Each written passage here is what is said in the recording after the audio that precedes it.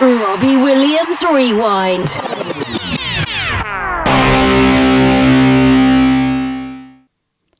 Spoiler alert, this interview contains some spoilers from the film because we and the guys talk about scenes from the film. So if you haven't seen it yet, you might want to wait until you've watched Better Man before watching this episode or listening to this episode. You have been warned. This episode does contain spoilers, but really good ones. Welcome to Robbie Williams Rewind. We are the champions. I'm Matt. And I'm Lucy. And along with help from special guests, we take you on an in-depth rewind through the solo career of multi-award-winning singer, songwriter and entertainer Robbie Williams. We're very excited to bring you two exclusive interviews with some of the cast from Robbie's biopic Better Man today. Later in the episode, you'll hear our chat with Frazer Hadfield, who plays Robbie's friend Nate in the movie. But first, let's meet the guys who play Take That. We've got Jesse Hyde, who plays Mark Owen, Liam Head, who plays Howard Donald, Chase Vollenweider, who plays Jason Orange, and Jake Simmance, who plays Gary Barlow. Hello. Welcome to the show, guys. Thank you, guys. Thank you for having us. Thank you. Thank you so much for having us on. Any excuse to get together and giggle and take the piss out of Liam is a welcome excuse. Have we got a bit of an exclusive here, having the four guys together? I don't know. Have you Have done you been an interviewed interview together before? No, we actually haven't. Oh, excellent. That's very exciting. A rewind exclusive. That is great. Well, as we were chatting with you just before we started recording, we actually saw the film yesterday, and my goodness, was that ever an emotional roller coaster ride? My God, it was epic, incredible. I think we'd both heard quite a lot about it before. We tried not to assume too many things, but it was just fantastic, wasn't it? Yeah. And you guys were absolutely incredible in it as well. And so we can't wait to get into it and start talking to you about the film. So thank you for joining us today. Hell yeah. Awesome. It is. I think we all felt it was even better. The movie was even better than we thought and knew it was going to be. I hope you two felt the same. Like we had expectations, but God, it's so special. Well, definitely. Well, Jay, I mean, I have a day job. We'd love to just do the podcast the whole time, but you know, life doesn't quite work like that. So I had to go to Manchester directly after watching the screening, and I had to get my laptop out and start doing some work on the train and things. And I was a bit of a mess, to be honest. I just couldn't focus. It profoundly got me in many, many places. And I think because Lucy and I obviously have followed Robbie forever, and we knew how much of what was going on was actually true. Yeah, it really, were you the same after it? Yeah. Yeah. I managed to get it together for the meeting that I had in the afternoon, so it was all right. But Good. So that our audio listeners, because we did go out in audio as well, know who's who, can we start by each of you introducing yourselves and telling us a little bit about your career leading up to Better Man? So maybe we'll start like in the order we've got you on the screen here. So Chase, maybe if we come to you first. Yeah, all right. So I'm Chase. This was my first feature film, basically, for me. I've been a dancer for my entire life. That's kind of like my bread and butter. So yeah, I do a lot of like artist work, film and television. Been like in the environment of a film to know kind of what to expect. But in terms of like acting on a film of this scale, this was very much, the first for me. I did one when I was a kid, but I don't think that really counts. But yeah, so that's kind of my lead into this, and it was just like, it was for me a little bit like being thrown in the deep end, but I just loved it so much. I felt like I learned so much from these boys as well. I feel like they really like held a safe space to be able to like play and experiment and do different things. And yeah, I feel like I really grew through the project, which was cool. Excellent. Thanks, Chase. And Liam, coming to you next. My name is Liam Head. I play Howard Donald in the film. I've got a more of a background in musical theatre, especially in Australia. So I started my career I did tidbits before this, but I started it with a show called Jagged Little Pill, which toured Australia. And then I booked Better Men. And now I'm currently touring with the Australian Wicked cast as Fiyero, which is really great. Currently in Perth. We have our opening night tonight. It's 7:37 and I'm very tired, but I'm happy to be here. Goodness me. Thank you for joining us with all that going on. My goodness. Yeah, and I'll interject and say Liam's about 17 years old, and he's just acted solidly since he left drama school. The guy doesn't know rejection. It's awful.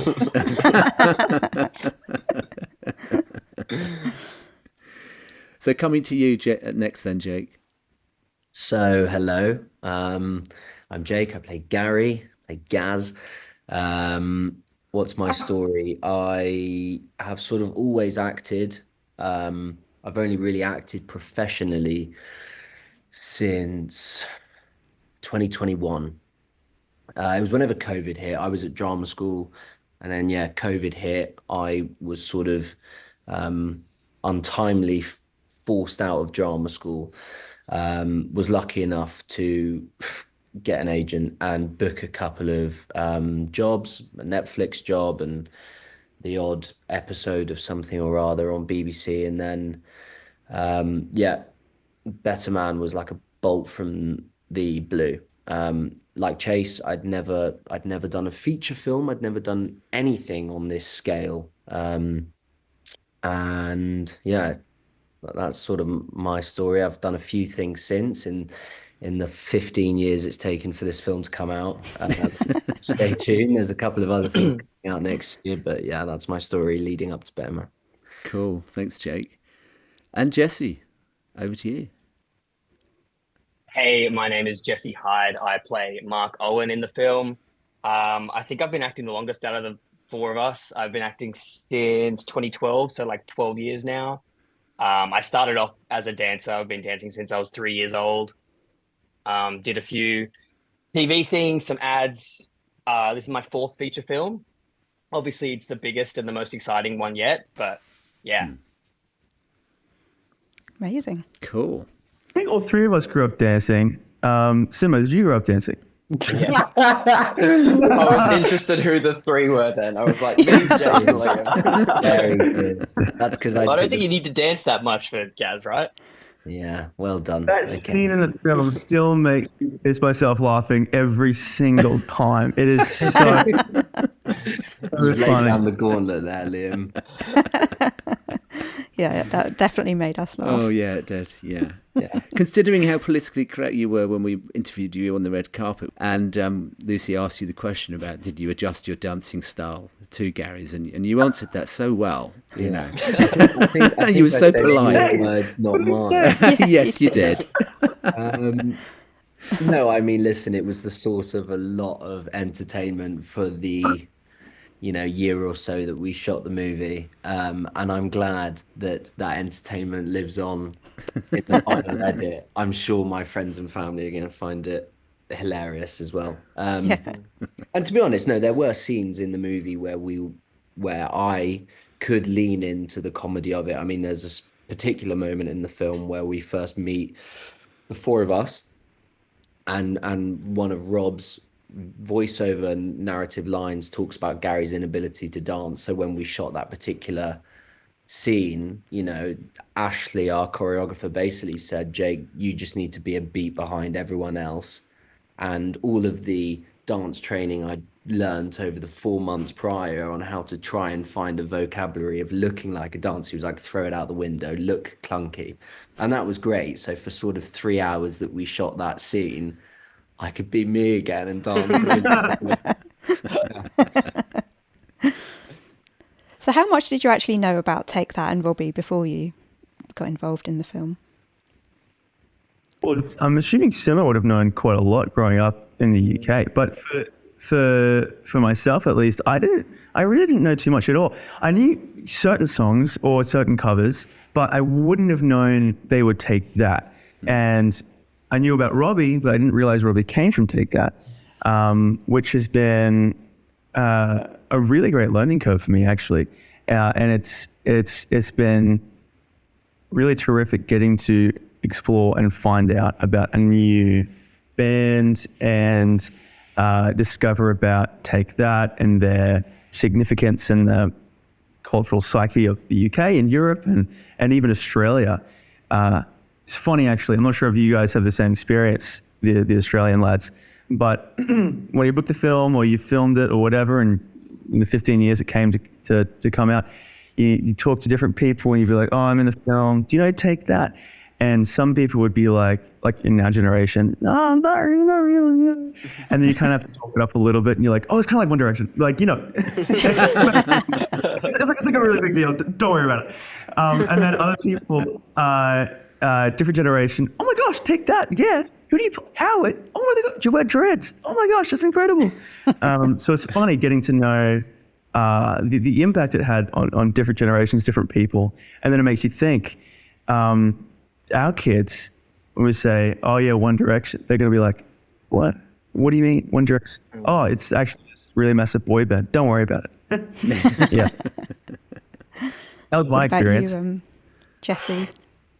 Yeah, very similar to Liam. Like, I obviously knew Robbie, and I was a very big fan of Rob. Growing up dancing, you know, you hear his songs all the time. You're in the supermarket, they're always playing on the radio as well. But yeah, I did not know much about Take That at all. I knew Back for Good, and I didn't actually even know it was them until I'd started researching when I got the audition. But yeah, same sort of thing. You talk to people and you go, yeah, you know, Rob was in a boy band. I play with him. They're like, oh, was he? Okay. And then other generation being like, oh my God, yes. Hal was my favorite. Mark was my favorite. I was such a Robbie girl, like all these sort of things. So yeah, it was awesome to see how that's evolved now. But the one thing that surprised me the most was like, we would compare them to One Direction as a joke, and people would be like, no, that's how it was. Be like, no, everyone loved them exactly like that. People were going crazy over them. And that's something that really surprised me, I think. Right. Chase? Yeah, I'd say same as the boys. I probably knew Back for Good, but I couldn't tell you who it was by. And I didn't know any of their other songs. I didn't know Robbie was in the band. I knew Robbie, like Jesse said, always on the radio in Australia, such a big artist over here. But in terms of like auditioning for them too, like, you know, seeing the names, because I did audition for a few as well, but seeing the names like Gary Barlow, Howard Donald, Jason Orange, to me, they were just character names. They weren't people. Where for Jake, he's auditioning for Gary Barlow. He knows who Gary Barlow is, you know, so that was probably a blessing, to be honest, because I think I didn't put as much pressure on the audition because I didn't realize how big or like the magnitude of this band in the world, you know, and the kind of the impact they had. Like one of my mentors in Australia, she literally said the other day, because I went and saw it with her, she said she had like Take That stickers on her folders at school. She had to Take That lunchbox. She had posters on the wall. And yeah, it is just that thing of like a comparison to One Direction or someone in our generation. Like they were huge. Yeah. You got to ask Jake. Yes. I love the shirt. Don't ask him. Don't ask him. I'm British, of course.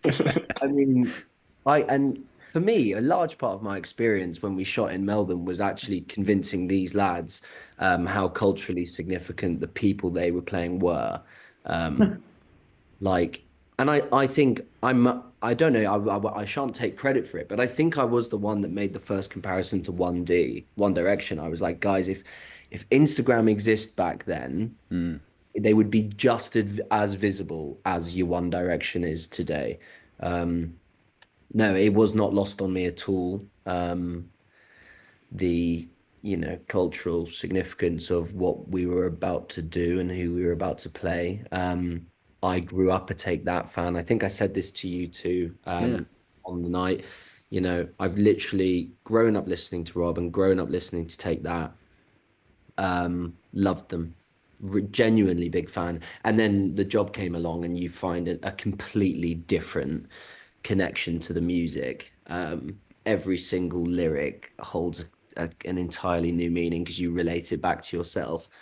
I think we all felt at some point in making the movie, the lines blur between the character and the actor, and you start genuinely believing you are Gary Barlow. I would watch videos of the Progress tour from 2011. There was a video I sent these boys. It will be on our group chat somewhere of them of Take That singing Never Forget, and I cried my eyes out because I couldn't separate myself from the band anymore.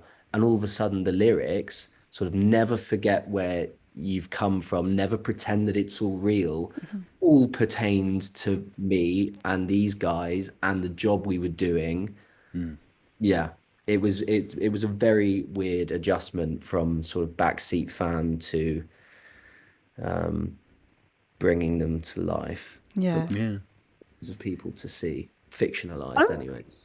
Crazy. I don't think I ever saw. That line didn't blur for myself necessarily, but certainly for you guys. Like I would watch in my research or like a poster or a clip or whatever, and I'd even say, like, if I'm talking to my wife Maddie and I'm like, oh my gosh, Chase was so funny here. Oh, Jason, that's Jason, not Chase. But I'm looking at Jason and I'm thinking about Chase because I mean, you're living it for 4 months. We just lived, breathed it. We'd wake up, we'd gym, or we'd work, or we'd do whatever, or we'd hang out, and we were just in it for 4 months, nonstop, every day. Especially for Simo, who flew over, and like we were his support network. We were everything as well. So yeah, in fact, for all of us, because we're all out of state. And were you told about and on board with the CGI monkey from the start? How did that kind of get revealed to you? Was that in the brief, or how did you find out? I actually think Wasn't in the Jesse brief. and I... No? Jesse, I don't know if you were still in the room at this point, but in my audition, Simon showed it to me, one of the writers, which was interesting because half the boys in that room didn't book the job. But someone had asked about it, and then he'd said, "I've got like a previs here that I could show you, so you get a bit more of an understanding." Now, bear in mind the previs is like animation from 2001. You know, like it's nothing at all what it will look like, and it was a previs of Feel, which is the scene of young Robbie, and I never questioned it. I think I've always had like a great appreciation for like risks and like pushing art to the limits and things like that. But I think I was like, I was open to it from that moment, because it wasn't just like a lot of people have been for 2 years hearing that a monkey is playing Robbie and not being able to connect it, not being able to see something or understand the reasoning behind it. Haven't seen an interview with Michael explaining it.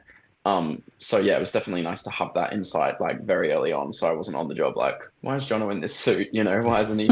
That was my experience. Yeah, I don't remember being in the brief, but when I was doing research for the audition, there was like 1 or 2 articles that talked about them shopping around the monkey idea. And I at first disregarded. I was like, no, monkey. I was like, okay, that's probably not real. And then, later on through the audition process, they were like, no, he's going to be a monkey, all this stuff. And we were like, okay, it's different. I think it's going to be something that polarizes the audience. They're either going to love it or hate it because of the monkey. But I think, after the first 15 minutes, you kind of just get used to it. You see him as just the character, which I think is perfect. And it looks so much like Rob. It looks like Jono. It's just, they've done an amazing job with it. Yeah, definitely. Yeah, we felt the same, didn't we? It just, you just looked at him as Rob, as the character, rather than the monkey just sort of disappeared after a while. Yeah. In a good way. Yeah, really good. It still serves it still elevates the movie. Ultimately, it's not like it's a just like a creative fad, a gimmick. Forget about, or a gimmick, exactly. Every time you see the monkey at various intervals in the movie, you'll be like, "Oh my goodness, I'm watching a singing, talking, dancing monkey," and it still drives the narrative and pushes the movie to these fantastical places that other biopics can't go. But ultimately, you just see Rob. Yeah, I love that in the film. No one because it's not like a monkey to us in the film. It's like it's actual Robbie, and we're just seeing it through the lens of the way he sees himself. The only part that makes me go, oh my God, yeah, it's a monkey again, is when he's laying on the door on the lake and he does the scream and it cuts and the cut's so perfect. Every time that happens, I'm just like, yes. Yeah. There's a I few love of those that bit. amazing primal scream, sort of animalistic scream moments. There's 2 or 3 in the movie, but I agree, the door moment, there's something about that being an animal in that moment, which it's so much more effective because he's a monk. Yeah. Mm-hmm. So tell us about the audition process. Who auditioned you? What did you sing or dance to? And were you trying out for the character that you ended up portraying, or was it just a general Take That member?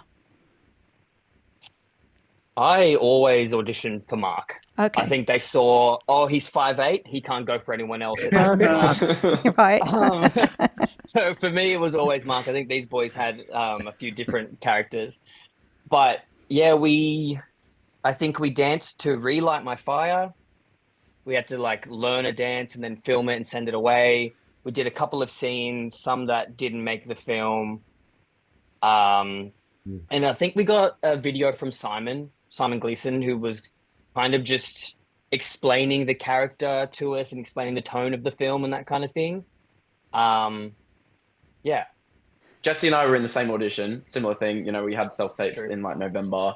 I then, in like January, was going to get flown down to Melbourne for like what seemed like kind of a final casting with all these boys, and got COVID 2 days before, and nearly like jumped off a cliff at that point. I was like, oh, that's the opportunity gone, you know?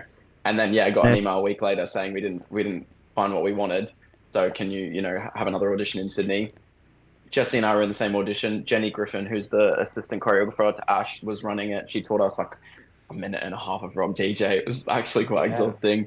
And yeah, then we all got kind of held. Like I'd say only maybe 10 of us got kept, probably 2 of each character. And then yeah, we did some acting with Simon and Michael were both there, and we just basically interchanged different different Gary's and no, not even Gary's, different Howards, Jason's, and Mark's all kind of came in just to kind of test chemistry between the boys too. Like that was massive for them, finding like lads that actually just got on like lads. And me and Jesse, I feel like we had like this kind of connection from the beginning. We even said it, like we were reading with another guy at the time, and I just felt way more like naturally connected to Jesse, and it made sense. And then when we were in the room, he was kind of like a comfort blanket for me. And I think maybe it's the same in reverse, that we were just like, it didn't feel awkward. It felt really natural. And then, yeah. We actually went to lunch that day in between, didn't we? Oh, yeah, we did. We got a coffee or something. Yeah. And then, yeah, didn't hear for about a week, I think. And then got a call from casting, Kate Leonard, and she'd said, I'd booked it. And she said, Jesse had booked it. And I was like, yes. And then she was like, and the boy that's playing Howard is Liam Head. And I was like, Liam Head, because he wasn't in the audition. But me and Liam have known each other for, I don't know, 6 years now, maybe 7 years. We kind of grew up in the same, longer now. We probably grew up in the same kind of like competition world of dance and musical theatre and all that kind of stuff. And then we did the Elvis film together as dancers, and kind of properly got to make a friendship off that. So when she told me Liam booked, I was like, I already love these boys. This is so great. Like I'm gonna have the best time. And I didn't know Jake was doing it. I didn't know Jono was doing it. So yeah, it just once it all came together, it was just such a blessing. Oh, was your process different, Jake, for Gary? Yeah, I didn't collaborate with other actors. So I auditioned for Robbie initially via self-tape, which is when I found out about the monkey, because they sent a sort of sizzle reel, being like physical likeness is irrelevant, which was great because then you got to really focus on the acting. And I did a rubbish job clearly, but then sort of a month or 2 later, I remember getting a text from my agent being like, "Can you dance?" And I just did that thing that all actors do, and I was like, say yes, yes, yes. I just auditioned for another sort of period drama type show around about that time, so I figured it was going to be like ballroom dancing, and I was like, yeah, just that'll be a breeze. And then I was like, is it for X, Y, and Z project? And my agent said, no, it's for the Robbie Williams film. And I was like, ah? And then she was like, they want you as Gary, to to audition rather. Yeah. And then that was just unreal because I could just sit there on YouTube for hours and hours and mimic his intonation pattern and cadence and all of that stuff. And there was a really cool moment actually, and this happens very rarely. I was living at home at the time with my mum, and I would always sit down with my mum and we'd watch up my auditions and she'd just help me pick the good takes. And we had this really cool moment where I'd obviously tried to make myself look like Gary. I'd put my hair in a little sort of like Caesar cut that he had, and I'd worn dungarees. And there was this moment watching my take where my mum and I both were like, oh my God, that's bang on. Like there's a real likeness there, which was really surreal. We both still laugh about it today, and it makes you realize that 99% of the other sort of auditions I've done, you're not affected by them at all. But there was that one moment where both of us were like, wow, that's really good. And then, yeah, and then next thing I knew, I was flying out to Melbourne to make, 4 Best Mates for Life. Aww. Through the dance audition video that you've shown us. Yeah. We none of us really spoke about the dance part of it. They sent Ash Wallen, the choreographer, sent a video of a bit of choreography, like Jesse said, to relight, which was awful. I didn't enjoy that part of the audition at all. In true Gary Barlow style. Terrible. I really egged it up though. I think I overcompensated I did that really sort of contrived thing that an actor does where they leave that like those golden moments before and after the scene's finished where you're just like giving it your little extra zhuzh. Because I knew I could dance. So I was like, I need to make up for it at the beginning and the end of the choreography by doing some Garyisms. I think I threw in some lines of me singing or something. Anyway.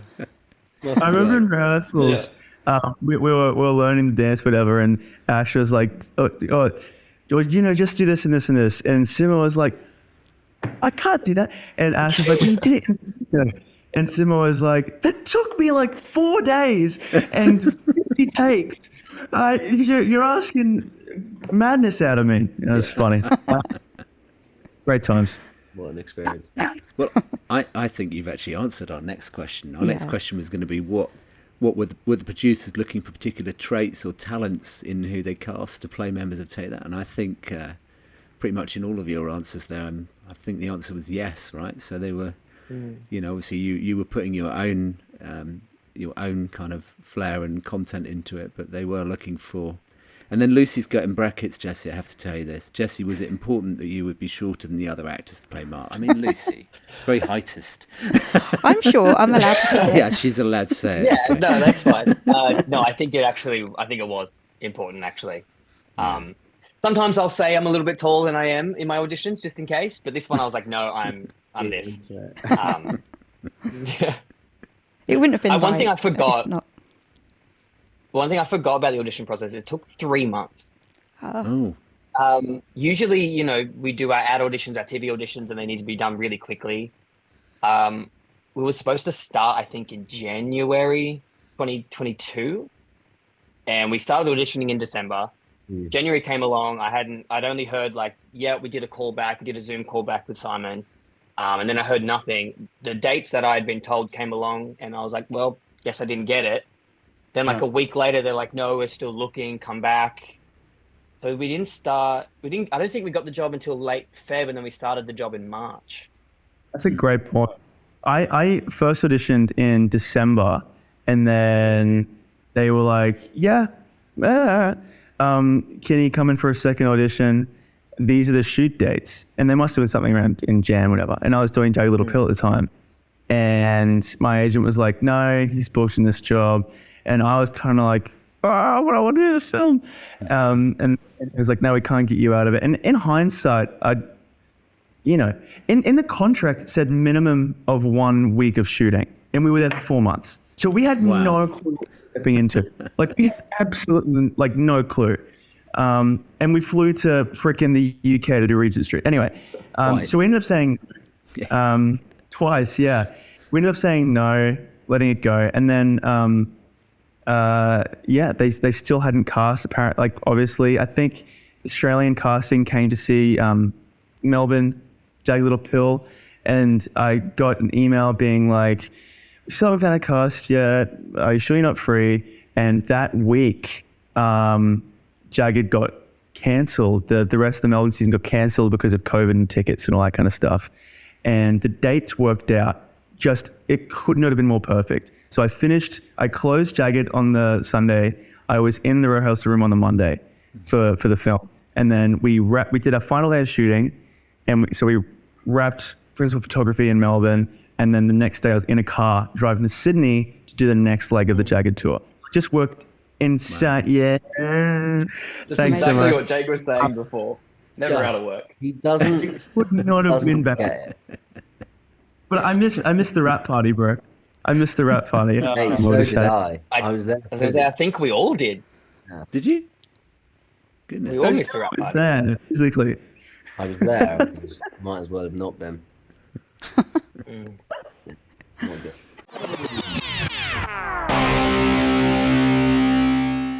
Hi, I'm Robbie Williams, and you're listening to Robbie Williams Rewind with the Champions.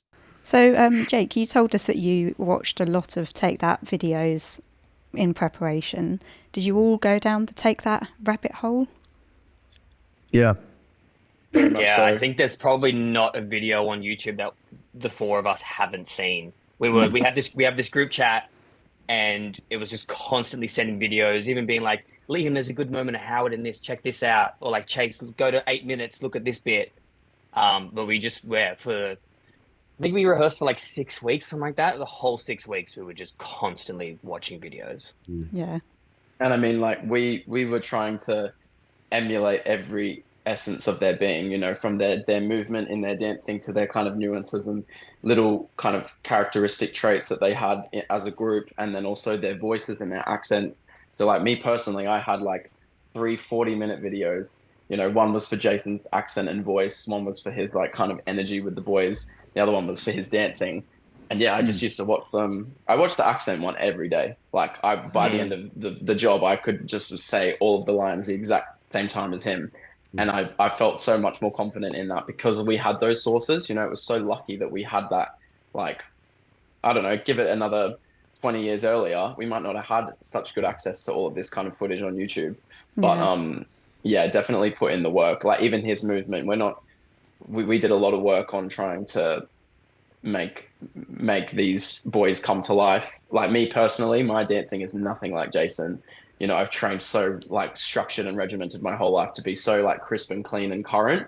And Jason was like, all the boys were this like 90s thrashy kind of like full out energy. And so getting in the rehearsal room and like we did work with Jen and Ash a lot to just kind of to just make sure that the Take That fans are watching it and seeing those boys and not seeing, you know, imposters. We're just trying to be as close as possible to them. To It piggyback definitely worked. off the back of what Chase just said, I have these 2 fabulous videos. Annoyingly, I don't have one of Chase, of the day that each boy, and I didn't have to do this because I just had to stand there with a microphone, the day that each of these guys went off with Jen, our assistant choreographer, and honed in their personal characteristics through dance. And I'll put them on my Instagram when I'm allowed to. But I've got one of Jess and one of Liam, and it's just incredible. I remember sitting there and I think that was one of the moments, and there were multiple moments across shooting where the penny dropped and I was like, oh, okay, yeah, we're part of something really special with a team of creatives who are paying attention to every detail. Yeah, it's great, the different characteristics that they both picked up in the way Mark and Howard dance. Howard's all sort of muscular and fluid and Mark is so sort of boyish and I don't know. Also muscular, yeah. So much.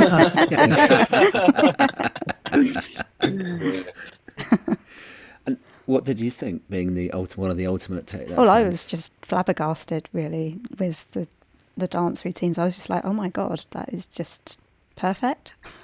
There you go. Honestly, Thank you. It was. Thank you, That's what we yeah. want to hear. I really want to watch it again, just to take it all in. even Well, I think you need to that's- watch it like 5 times to Yeah. take everything in you properly. do. And did you, when you were looking at all the archives and the performances, were there any standout performances or moments that you discovered? Any favourites? I had one that it was Mark, and he was doing an interview at his like family home where he grew up, and he's talking about all these things, and then he just has like his iguana, his lizard, Yes. and he's just doing all these things with his lizard, and he's like kissing it, and he's giving it a bit like bite to eat. And I tried to convince Simon and Michael to let me have a lizard at some point. At the scene where we kick Rob out, I was like, "Can I just have a lizard with me?" And they just laughed me off and like they didn't even say no. They just were like, so, yeah, that was my favorite one. That's a classic. I had one. There was one specific concert, and it's one of the renditions of "Relight My Fire." In the movie, "Relight My Fire" is split in two with a quick change. The second half of "Relight," we are all sort of, there's a load of devil horns and pitchforks and tails going on. And that's obviously based off a real specific Take That gig. And it was that gig that I used for most of my formative references. I got someone on the AD team, I think at the time, to blow up some screen grabs onto sort of canvas for our dance studio that we would practice in. It was the small things like the eyebrow and Gary's sort of dad dancing and his little points and hip thrusts. That was a specific concert that I would go back to time and again. Right. One of the biggest gems, I'm pretty sure Simo found this in his research, was a Take That concert back from like the very start, and no one knows who they are. And they were in a gay club, and they were wearing the do what you like outfits, all that kind of stuff. And because there's so much online about their concerts and their tours, but we couldn't find early days Take That stuff. That was really cool for me to see that, just to watch that video and go, oh my gosh, we're wearing those outfits, we're pretty much simulating that same club. This is perfect just to go copy and paste. That was pretty cool. Yeah. What was your favourite scene to film? And I'm guessing that which one you're going to say, but yeah. Oh, okay, let's see if you get it right. Yeah. Gosh, that's so hard, that question. Because we had just the best time. I just loved every day. To be honest, personally, I think shooting Relight My Fire, like obviously the obvious answer is Regent Street, but I think it was over 4 days and it was always just going to be what it was going to be. I think if I really think about it, like Relight My Fire was amazing. Michael refused to shoot that with a CGI audience. So he wanted us to perform to a real crowd.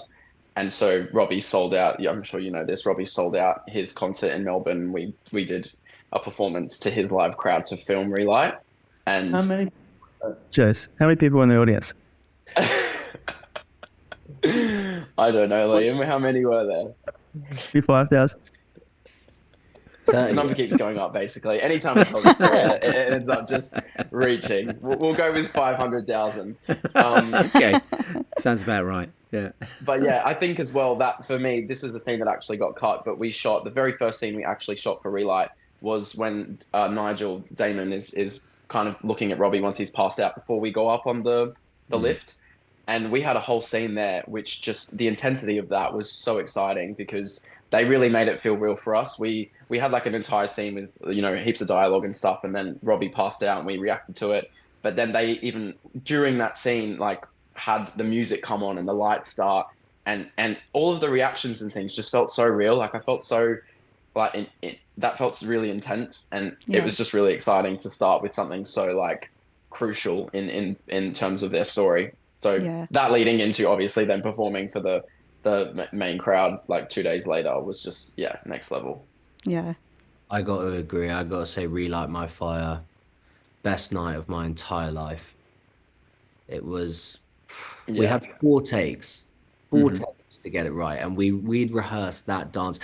Rock DJ for obvious reasons is special, but the Relight My Fire, we rehearsed every single day for 6 weeks with one night in mind. It was a real culmination moment, and that feeling of performing in front of tens of thousands of people, it's like best night of And my life.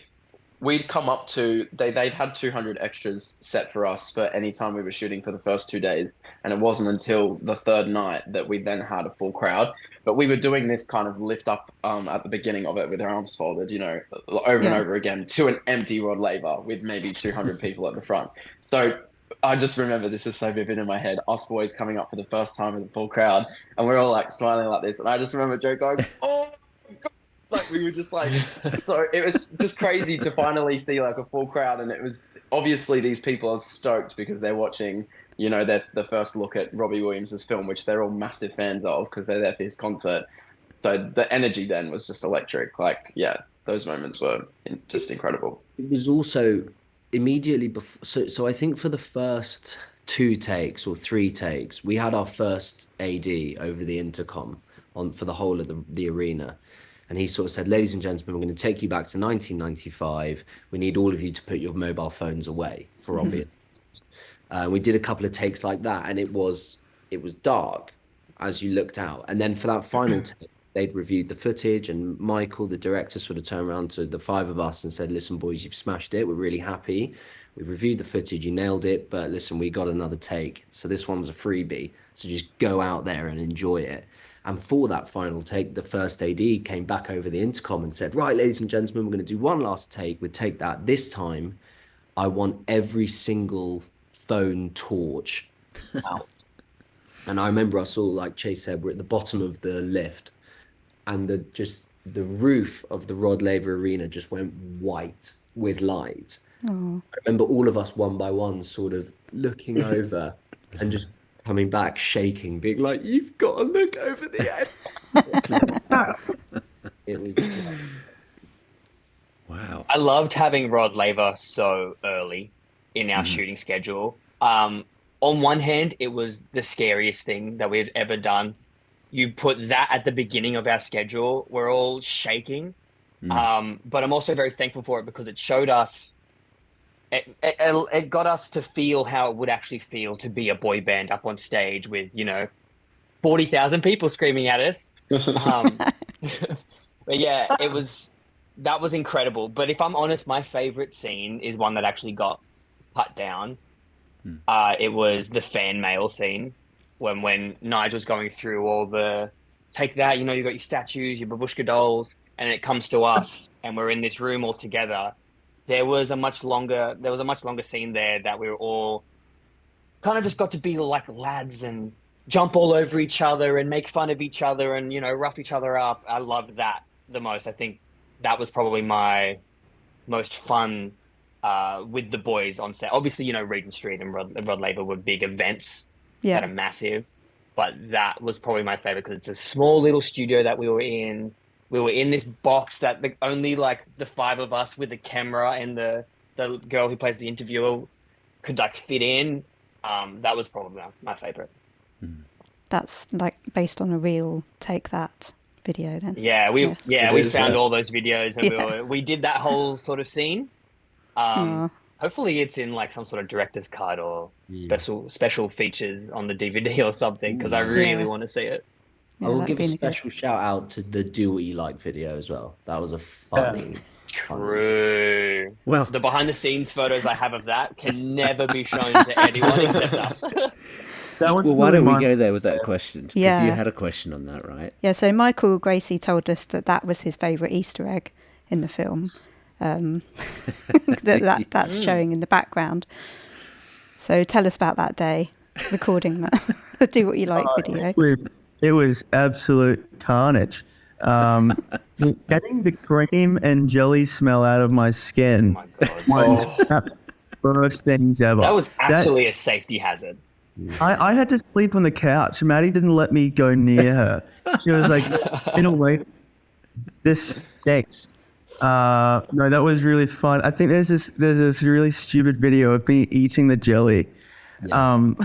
He sort of picks a lump of jello out of his belly button and then throws it That being back. said, we were fed really well on set. Great lunch, best lunch. Best lunches, yeah. Had you seen that video, that scene? You know, had you seen that before in your research? You know, Oh yeah, because obviously it's an Yeah, iconic we had. piece, right? And did you And know you were on the having to day- do it, or was that kind of a surprise that came up? We knew because we had to rehearse it a little bit, and Okay. it was kind of on the day we were sort of going like we had them all storyboarded on the whiteboard, and we'd be like, okay, we're doing this bit now. We'd sort of almost watch the video and then go, okay, let's recreate it, and we would do it basically like shot for shot. So I think Right. somewhere there's a whole music video that's almost one for one. surely it's going to get released. It better be. I'll release it. Well, Robbie always plays the original clip in his, or he has been playing it in his recent concert and his recent tour when he was telling his biopic story, through his show. So maybe he'll swap that in one day, and the fans will see it live. Yeah. It is funny actually how much attention to detail we put into recreating that moment. And as you say, Lucy, it's an Easter egg, really. Yeah.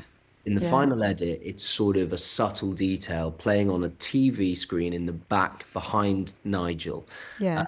And we sort of all had this moment of watching it like that was a huge, messy, tiring day that took sort of 10 hours.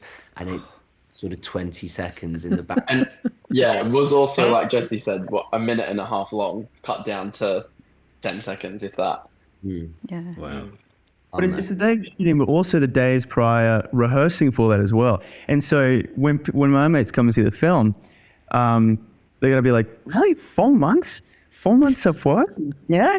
It's like, no, but you're not seeing all of this stuff to go behind the detail and the nuance to make sure that when we get there, it's take that. You know? And the months we all spent pumping iron in the gym every Yeah. day, knowing that we had to get our kit off and do what we like, while some poor blonde girl would rub ice cream on our nipples, and then it's sort of what was the point? Oh no! I finished the sledgehammer scene, which was like the one that I wanted to look good in, and then after that, straight to Macca's, straight to KFC, just firing all the sodium and the carbs, and then we get to Rock DJ, the Regent Street shoot for the first time when the Queen passes away, and I'm already starting to not look the same. And Michael comes up and he puts his hand on my shoulder and he says, "Liam, am I gonna recognize you the next time that we do this?" He did, yeah. I don't know. How could you see Hyde? Let's Ooh, it's a low blow. So what was your favourite Easter egg in the film for each of you? I like the point in Rock DJ when Howard sees the mop and has the inspiration for the dreads. I think that's really cool. And you might not have seen that, but it's in when they're crossing the street just before he gets the dreadlocks. I have this moment where this guy's walking with a mop, whatever, and I go, "Arr." And then the next time that we cut and we come back or we cross whatever, I'm in dreadlocks and a disgusting little mo that was really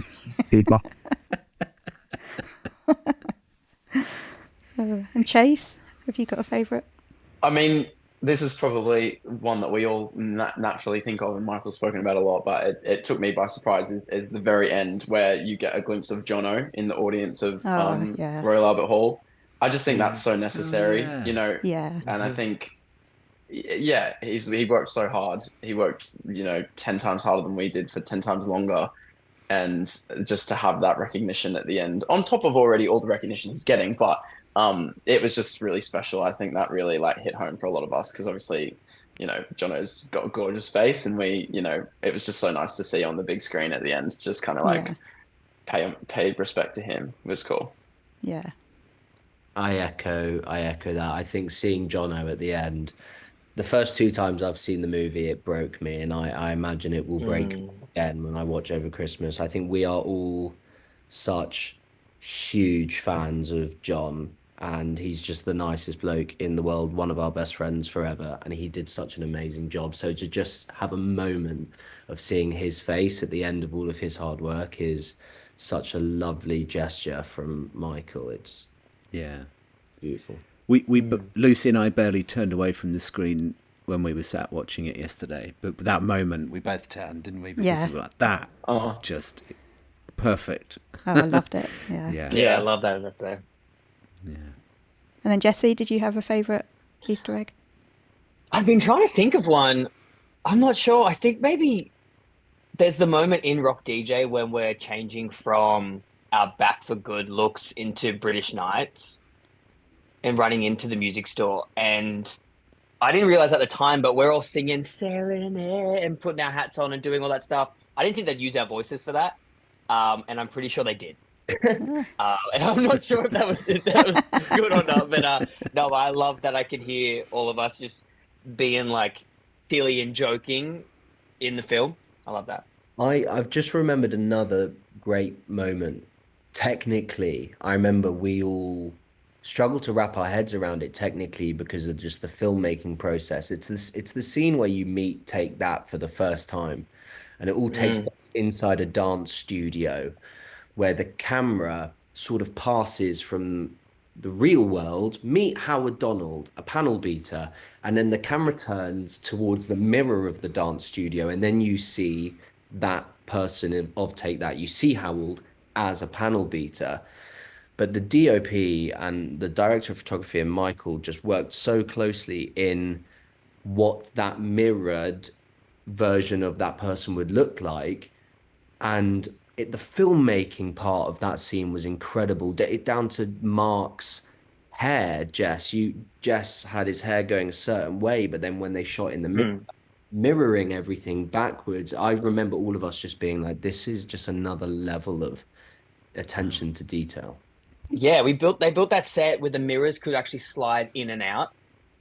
So this film obviously gets a big rap about the visual effects of the monkey and all that kind of stuff. And I think everyone will think a lot of things like that, like this set, are fake.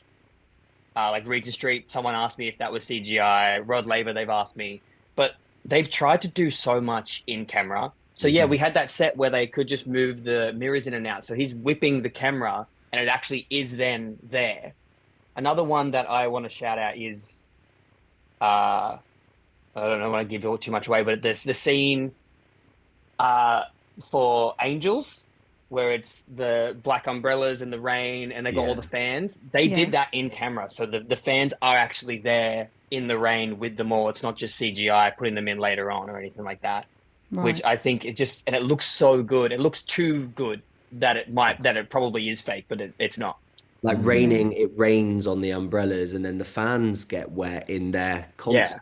The grass comes up from underneath. Yeah, all of that was practical. And it didn't have to. It was just the attention to detail and honouring filmmaking. It was ridiculous. Yeah. Wow. Well, we were even part of one part of that because they filled the Albert Hall. Yeah. You know, that was definitely not CGI because we were there. We haven't managed to spot ourselves quite in the crowd yet. But in Rock DJ, when I'm doing like, what's that Muppet name? That crazy Muppet on the drums? Oh, Animal. Animal, yeah. Animal, yeah. I'm like Animal, and then it whips, and I'm on the drums. That it happens very quickly, but I did that legit. I had to go and then sprint there. And I remember Michael and Patrick and stuff joking. He's like, everyone's gonna think it's a cut, but you actually did it. And I was like, it sucks. You know, I was. Yeah, it is incredible how you got there so quickly to hit the drums and have your Phil Collins moment on beat. It's nuts. I was supposed to do that because they couldn't trust me hitting the drums. I was supposed to do that. They're going to CGI my arms in. So like, get there and do this. Oh my God. Oh, right. I remember that. Yes. And I was like, I wonder why they didn't do that, Liam. I reckon I can give it a crack. Yeah, no. Oh, so yeah. That. We're getting the real story behind the boys here. Love it. So What did you all think about the costumes and the makeup for the characters? So, Robbie said that Chase wore a prosthetic chin to play Jason. Liam, you wore dreadlocks and exposed your bum in the devil outfit. And Jake dyed his hair blonde to be Gary. Did Jesse get away lightly here? Yes. Absolutely. Look, I wouldn't say I got away lightly.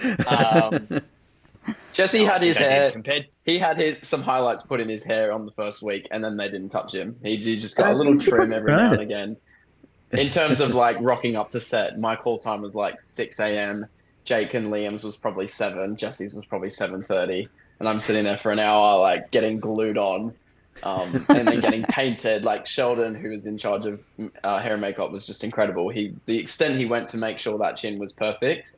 To matching it to my skin tone and just like he would never just put foundation on it and call it a day. He was so detailed, but just definitely got away lightly in terms of that. That extra hour of sleep.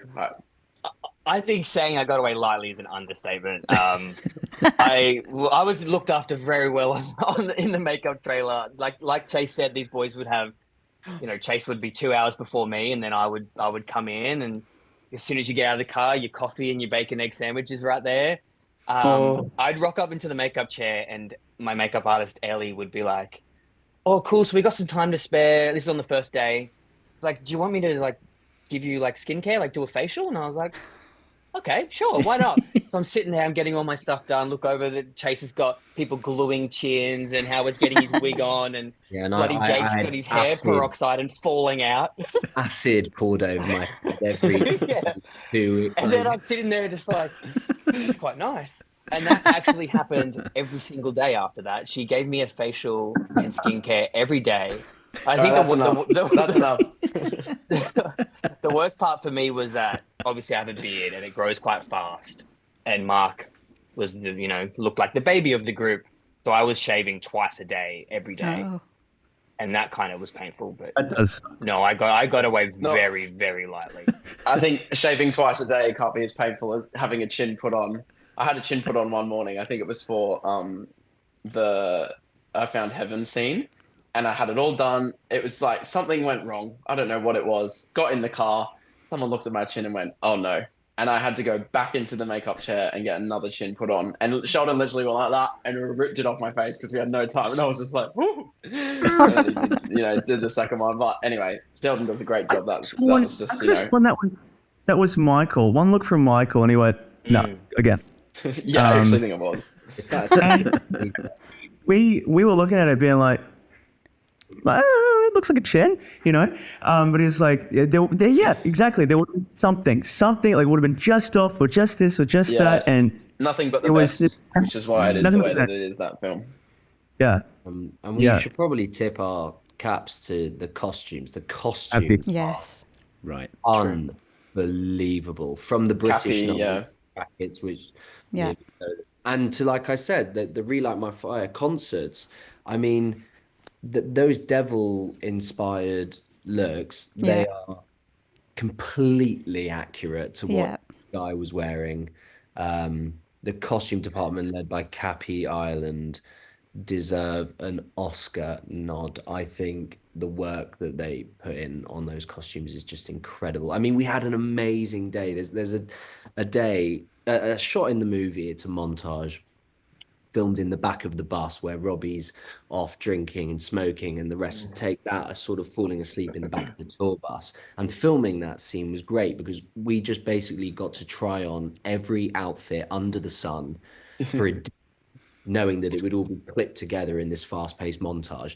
And the options just kept coming and coming and coming. Wow. And the costume department would just raise the bar another level. You think that's enough sequins? Have another fucking load of didn't start. It's just incredible. I mean, and massive shout out to... Sorry, Liam. You go, mate. Just quick, a massive shout out to hair and makeup too, in terms of we were getting fake tan put on our bodies every day because that's what the boys kind of had to do back in the day. But to the extent of me and Liam being in G-strings for Relight My Fire for 3 days, and Helen and Sheldon and Jules having to fake tan those cheeks, just the level of detail and they were just such a great team. So shout out to them. I love the Polaroids at the end, actually, in the credits, because obviously, if you didn't know that they were absolutely accurate costumes, those really prove it, don't they? Because they show a lot of the costumes that you wore back in the day. So, it brings it home, even if you didn't know that. Yeah, it does. Sure, yeah. I suppose I remember one of my first reactions to the thing. Sorry, Simo, you want to go? We're getting excited now. We're all like, yeah, well, I keep remembering all these things. The very first time we went to try on our costumes, we went like solo. They handed me a G-string, and I was like, okay, I'll put it underneath. And I was like, that's all they've given me. And I was in the change room just being like, okay.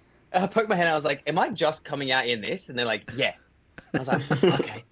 I hadn't realized what I got myself into. And that was for the Take That. The letters all on their bums. Yeah. Yeah. Yeah, I forgot about that moment. Yeah.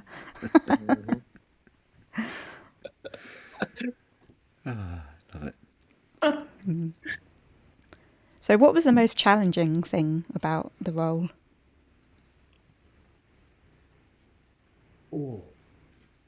I've got one. Go on, Jake. There is a scene after Take That first perform in front of girls for the first time. And we shot this scene directly after, where the boys are swarmed by young girls. And it was challenging because it was so incredibly uncomfortable. These poor extras who didn't know who we were, probably all had boyfriends, didn't care for us, and they had to pretend to be interested, and we had to pretend that we were enjoying being mugged isn't the right word. Mobbed by loads of screaming teenage girls. And that was awful, because it was one of those scenes that it felt like we were shooting it for hours and hours, and we just wanted the day to end whilst these poor girls are pretending to find us attractive and we were pretending to love it. And they were getting like notes from Simon, I think, like, go up to Chase and pull on his hair piece, and do, like, they were just giving them these crazy things to do so that we would naturally react like, a bit like startled. But yeah, it was a very intense day. Because it's much easier when you're working with actors that you had a rapport with, because then you have that safety, right? And you have that contract or that knowledge of going, we are acting in this and this and that and that. When you're swamped like that, and you have all these people come in, and you don't have that dialogue, you don't have that conversation. It's just Simo, you're right. You're banging on. It was that was a rough day. Yeah. I think for me, the most challenging day physically was in Rock DJ, when we run into the instrument store and it's kind of like a breakdown of the song.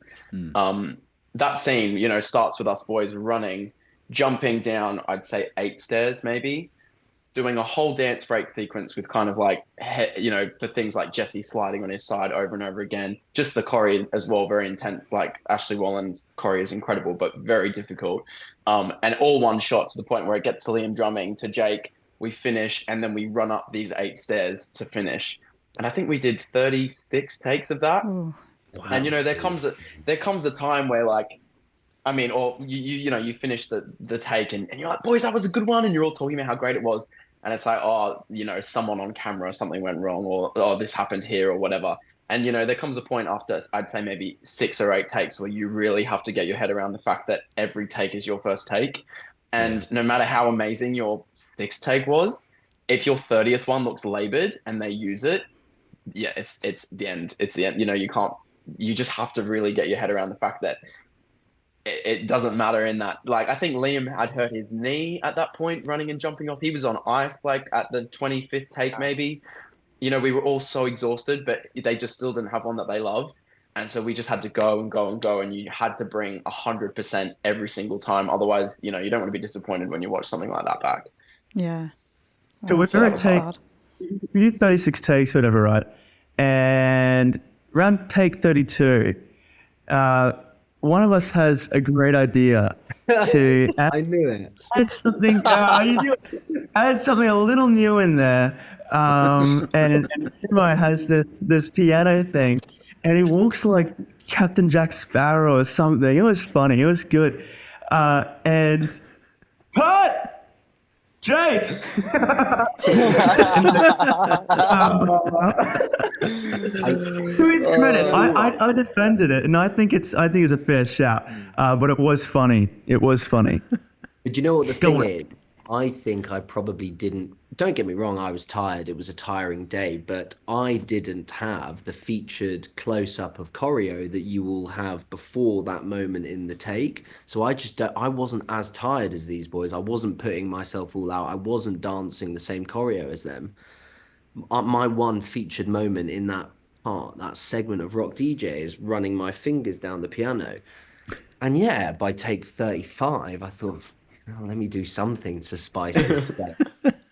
And I just happened to pick the perfect beat to be my most risky. And the entire executive production team and Michael, they pulled me in to make an example of me. And they literally said, look, this take is absolutely perfect. Jack Sparrow rocked up. And we're going to get now. Oh, no. After about 10 hours of dancing, I learned a lesson that day. My dad even said to me at one point, my parents were on set that day watching, and I think by take 15, that jump off those 8 stairs onto that concrete floor, I was like, oh, I need to watch. Like, I knew we had so much more to go in the filming in Regent Street, and I was like, you know what, it's not worth it. So I started like running down the first few steps and just doing like a little bunny hop. And these other boys are still jumping. And I went back and spoke to my parents for a bit. My dad said, that jump doesn't look as good anymore. And I was like, can you tell? And he was like, yeah, I think you need. I was like, oh. And my mom was so mad. She's like, his poor body. I'm so glad he said something because, again, you know, it doesn't matter how tired I am. If I'm running down the stairs on take 30, it just looks like I'm lazy. So you got to pull it out of somewhere. And you know what? Crucially, as tired as we were, every single take, there is a work ethic that Michael inspires from everyone he works with, that as soon as they yell action or as soon as they yell cut, you know it might not be your last take. But even if it is the next one you're going to do is your last take, we were acutely aware, like, this might be the last time we ever do this, boys, and this has been the most amazing thing we've ever done, so let's just go and give it 110% again. And you do it take after take, and Michael is so inspiring, and he G's you up, and everyone around him, every creative department around him, he G's them up. You really believe like you were working on this truly groundbreaking movie, which it is, that even hearing you boys talk about those days, which were very strenuous and tiring and long, it's hard to listen to the idea of it repetitive. You think that, oh my God, that must have been quite boring. That must have been hard. But it wasn't. Those were the best days, like, of our careers, you know? It was so fun. Every take. And rewarding. We get to go again. Yeah. We do this thing one more time. It was great. Greatest days, perhaps. Uh-oh.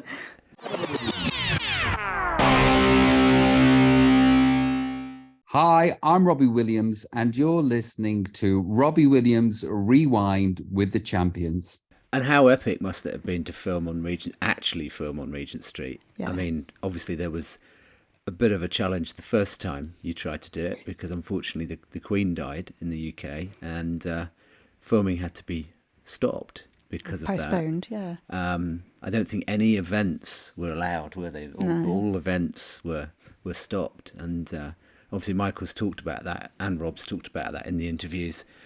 And I don't think those of us that are not in the film world probably don't understand the way the funding works for these things. They had to actually go and get the money again to do that entire shoot. I mean, the pressure must have been on when you went back and actually did it for real. What?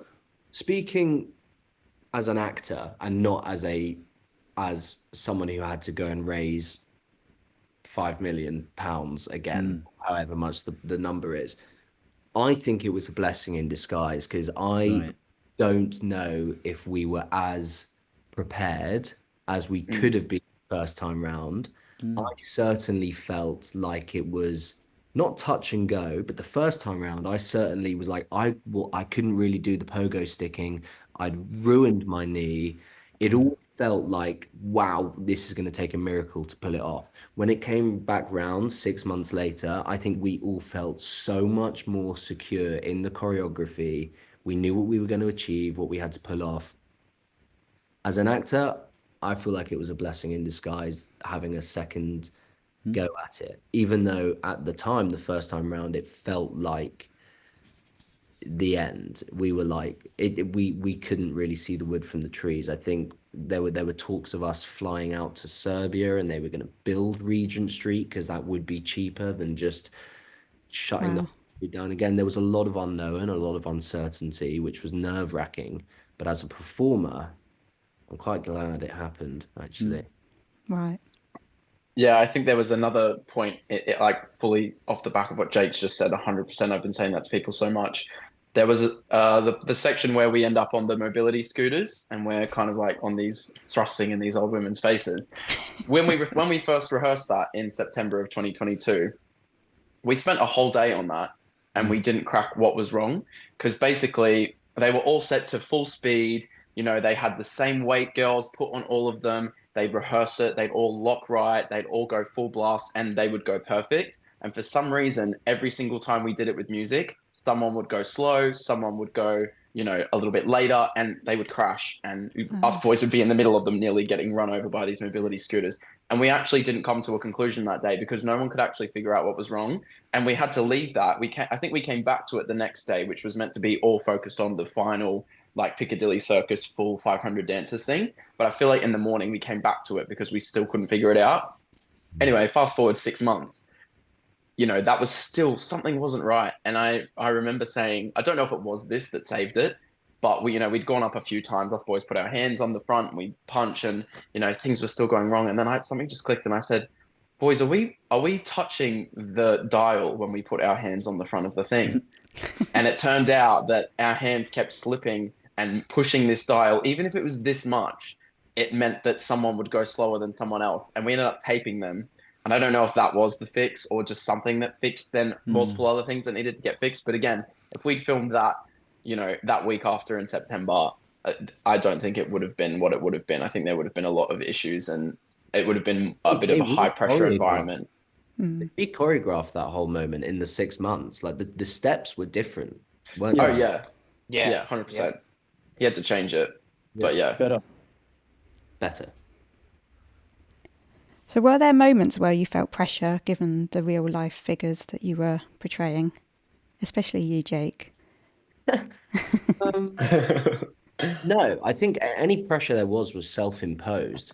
I think there was this perceived thing of like, fellas, when the movie comes out, there's gonna be an influx of take thaters critiquing our performances for good or bad. Thankfully, so far it's been overwhelmingly positive, but that's just the nature of the beast. Like, it's a very passionate fan base, and unfortunately there's a load of evidence out there for what these guys look and sound like, so it's really easy to make a comparison. So I think we're all acutely aware that, you know, come January, there could be a load of really, really unhappy men and women that we haven't done their favorite member of Take That justice. But that's sort of self-imposed, and it wasn't something I think any of us were thinking about at the time. There would be waves, and it would come, and we'd be like, oh, let me just brush up on my accent, or let me just make sure I'm really doing this justice. But I don't think it detracted from the experience or the work. Right. But it's when I was doing my character work and character research and all this, whatever, it's not a film about Howard Donald, right? And I can safely say that my Howard isn't authentically Howard, because the film is Robbie's film, but more important than that, it's Robbie's life through Robbie's lens. And so I had to be a version of Howard in which I believe Robbie perceived him to be, right? And the group dynamic and how he kind of fits underneath Gaz and bolstered Gaz, and Howard wasn't an instigator. He very much, from my research back then, would wait for Gaz and let Gaz, and then, oh yeah, I'll follow it and whatever. So with things like the lisp, right? I don't do a lisp as Howard, because that would have been just a little off-putting, just a little bit. And for people who don't know Take That, don't know Robbie, would go, what's that going on? You know what I mean? Yeah. So just to make sure that the narrative that we're pushing and the story that we're telling is Rob focused and Rob central, and it's far more universal than just Rob. It's themes of grief and family and drug abuse and addiction and anxiety and whatever. To making sure that those themes are paramount, right? And not getting in the way of that for the sake of authenticity. At the end of the day, the most important thing is the story, not how well we can recreate something that was real. Yeah. That's a great answer. Very good. Thanks, man. We know Mark has seen the film. Jesse, have you heard anything about what he thought? No, I haven't. I'm not sure. Hopefully that's a good thing that he's not reached out to me and been like, that's how you wanted to do it. But no, I've not heard anything. I hope he's enjoyed it. I've not met him. I'd love to, but yeah, no. No, okay. Him and Rob are very good friends, aren't they? So, Yeah. Yeah. And has Rob spoken to you about your performances? Tell us about. Have you had chats with Rob? No. We have not since the film, but we chatted to him. We got to meet him a few times on set. The first time we met him was actually it's quite formal. We were all sitting in a room, like kind of semicircled, and he was walked in with his manager and his bodyguard or whatever, and he came and sat down, and he kind of was, asking us questions about ourselves, and then we were trying to get him to talk to us, and he was telling us all these brilliant stories and stuff like that. But the second time we met him, the four of us were actually playing golf and got a phone call and said, hey, you need to come to wardrobe, we need to check something. So okay, we got a car to pick us up, and we went in, and we're all in our golf attire in this room. He walks past and sees us. He's like, oh, boys. He comes and sits with us. And that was my favorite time speaking to him, because he was just so candid, and we just chatted as if we were mates forever. But yeah, we haven't really spoken to him since he's seen the film or post. Yeah. I'm sure he feels a bit strange as well that, these four boys that he used to spend all this time with and had this connection with, there's now like doppelgangers, in his current life.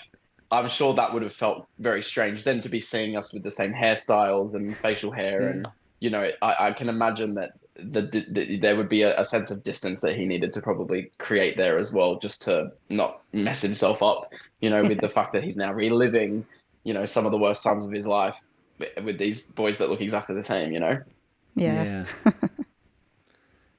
Yeah, and the film's dark. I mean, that's one thing we haven't really had a chance to talk about it actually since we watched it yesterday, but it is darker than I imagined. And obviously we know Rob's life kind of inside out, so we know that a lot of it is extremely true, although portrayed in a more theatrical sort of way. But yeah, it's dark, so he's having to relive very challenging moments of his life. But yeah, fascinating. We're almost there, by the way, lads. So we've kept you for a really long time. We are beginning to wrap up. I love it. It's so nostalgic. Yeah. For us, it's just like yesterday. For you, it's like years, isn't it? I mean, I keep forgetting that you started this process years ago. But it doesn't feel like something in the past. We still talk every single day. Better Man journey is far from finished for all of us. We genuinely talk every single day and have done for 3 years. So none of it feels like this old memory we need to start replaying.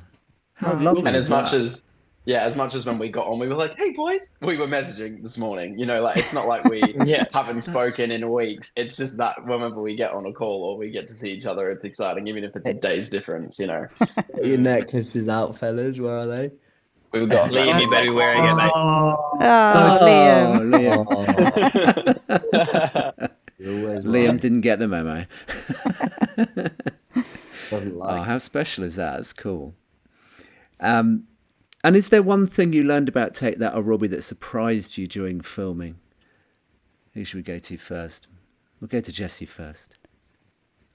I think the surprising thing was, one, how big they were, because obviously I didn't realize. But two, kind of what Jake's mentioned before, that how laddie they were. Because they're sort of perceived in the media as like, this perfect band, it's kind of clean cut. And then, yeah, when you look at all the behind the scenes stuff, they're all just boys. Like Rob was 15 when it started. I think Mark was 17. Like they're just children. Yeah. So they're having all this banter and stuff. And I think that's something that we could all relate to really well. I think as well, once we'd done our research enough to the point where we understood who was close to Gary and who was close to Robbie, like, Mark and Rob were quite tight. And then I feel like Gary and Howard and Jason were all quite like trying to keep this professional image. And they were obviously 5 years older than Robbie at the time or whatever. And I think once we'd really done our research and we'd spoken to people like Simon and Michael who have been on the project and know Robbie's story like the back of their hand, then when you were watching interviews, you could see it. You could see like Robbie, or like there's an interview where Jason's speaking and he's talking about like his schooling and like whatever, and Robbie's in the background like pretending to be asleep. And there's early interviews when that stuff's happening and they're all giggling, and then there's later interviews when that's happening and you can just read it all over their faces. And I think that was again, great research for us, really, really easy to tap into, but surprising, because I don't think if you'd really thought about it, you wouldn't see that, because they did hide it really well. But yeah, it was very visible. There is a clear shift, isn't there, when the chemistry of the band changes, and it's really visceral in those archival videos. Yeah. And how about you, Jake? Because obviously you did know, it's part of the culture here. Everybody knows who they are, generally speaking. What came out that was new for you? As I said to you on the night, that there is definitely the boisterous laddie thing. They were just 5 lads living the dream. But something that I don't think I fully grasped, because I wasn't born when it happened, but I just had never deep dived into it, was actually how acrimonious the split was, particularly between Rob and Gaz, and what effect that had on Gary's mental health. Robbie's been incredibly transparent about this recently. Actually, when the Boy Bands Forever thing aired on BBC Two, and then Rob did that sort of open letter to Nigel. And in that letter, which we've all seen on his Instagram, he references how it affected each member of the band. So I suppose that's something which I didn't know, or I knew, but I didn't know so much about the eating disorders, the weight gain, the sort of depression that various members of the group experienced. I didn't understand the public outcry, the idea of helplines, suicide lines. I think I understood the cultural significance of the group when the group gelled and when the group was at its peak, but I suppose I didn't quite realize the after effects of the group splitting up. Yeah. And it makes sense, really, because I remember when Take That got back together. I remember they did that big reunion on the X Factor, and they performed The Flood. And I don't know how old I was then. I must have been like 12 or 13. But I remember that happening and being like, well, chill out, everyone. It's not that big a deal. They're just getting together. But now that I know the context, I realize how many bridges had to be built for that moment to happen. Yeah. And Liam, coming to you? Too much was learnt, I think, because it just wasn't a part of my life. I really enjoyed getting to know the Nicole Robbie storyline, and how that formulated his work. You talked before about how, you know, a lot of the film is very dark, and that must be tough for him to relive, but he's been reliving this constantly for the past 20, 30 years through his work, through metaphor. And now I guess we get to share, because some of the best things about music particularly is that the themes often pertain not just to one person, not just to Rob, but you see yourself in the music as well. But now we get to see where he's coming from and the demons that he's facing, and we actually get to truly see that through this biopic. And I think that has been really great, to have a new lens on songs that we all loved growing up, and to go, oh, this is what this means for him. That's really cool. Yeah. And as you say, it must be difficult for him. You know, he's had a lot of therapy, a lot of interventions through his life, a lot of support, a lot of help. But I remember when he came on the podcast, and we asked a lot of guests the question, you know, if there's one moment you could rewind back to in your life, what would it be? I'm pretty sure, my memory's not brilliant, but I'm pretty sure he said, no, I don't want to really rewind back. Yeah. I want to look at where I am now in the present moment. And so he knows that because of the life that he's had and the way things are, he can't just stay in the present moment. But I found that, you know, we thought he was going to say Nebworth or something, but yeah, I think it was a really genuinely honest answer. But yeah, Well, Rob, there was a moment when we met Rob where that came very apparent, the idea of Rob living only in the present moment, because of so much that's happened in the past, and because of his incredibly busy schedule.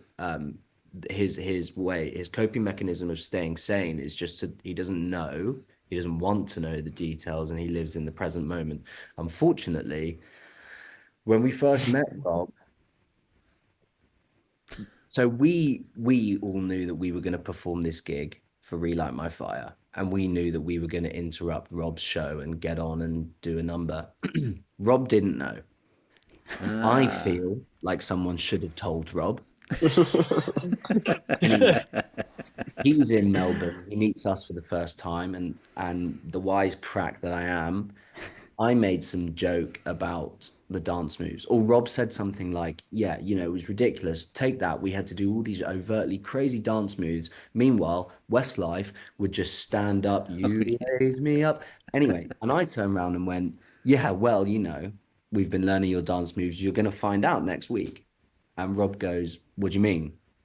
And I was like, at Rod Laver, at the gig, you'll see when we do Relight. And he went, what? And the room fell silent. And I was like, at your gig. And I'm looking at these boys, and they're looking at me just like, you shouldn't have said that. And Rob is looking at his manager, and his manager is looking at Michael, and they're all pointing fingers. And Rob goes, sorry, these five are going to jump on stage, what? And then I'll just get back on and sing fucking Angels. I just wanted the world to swallow me up. But Rob I think one of us said, like, how did you not know that? Like, you're in Melbourne, you've been flown across the world. And Rob just sort of said, like, I live in the moment. I live in the present. Yeah.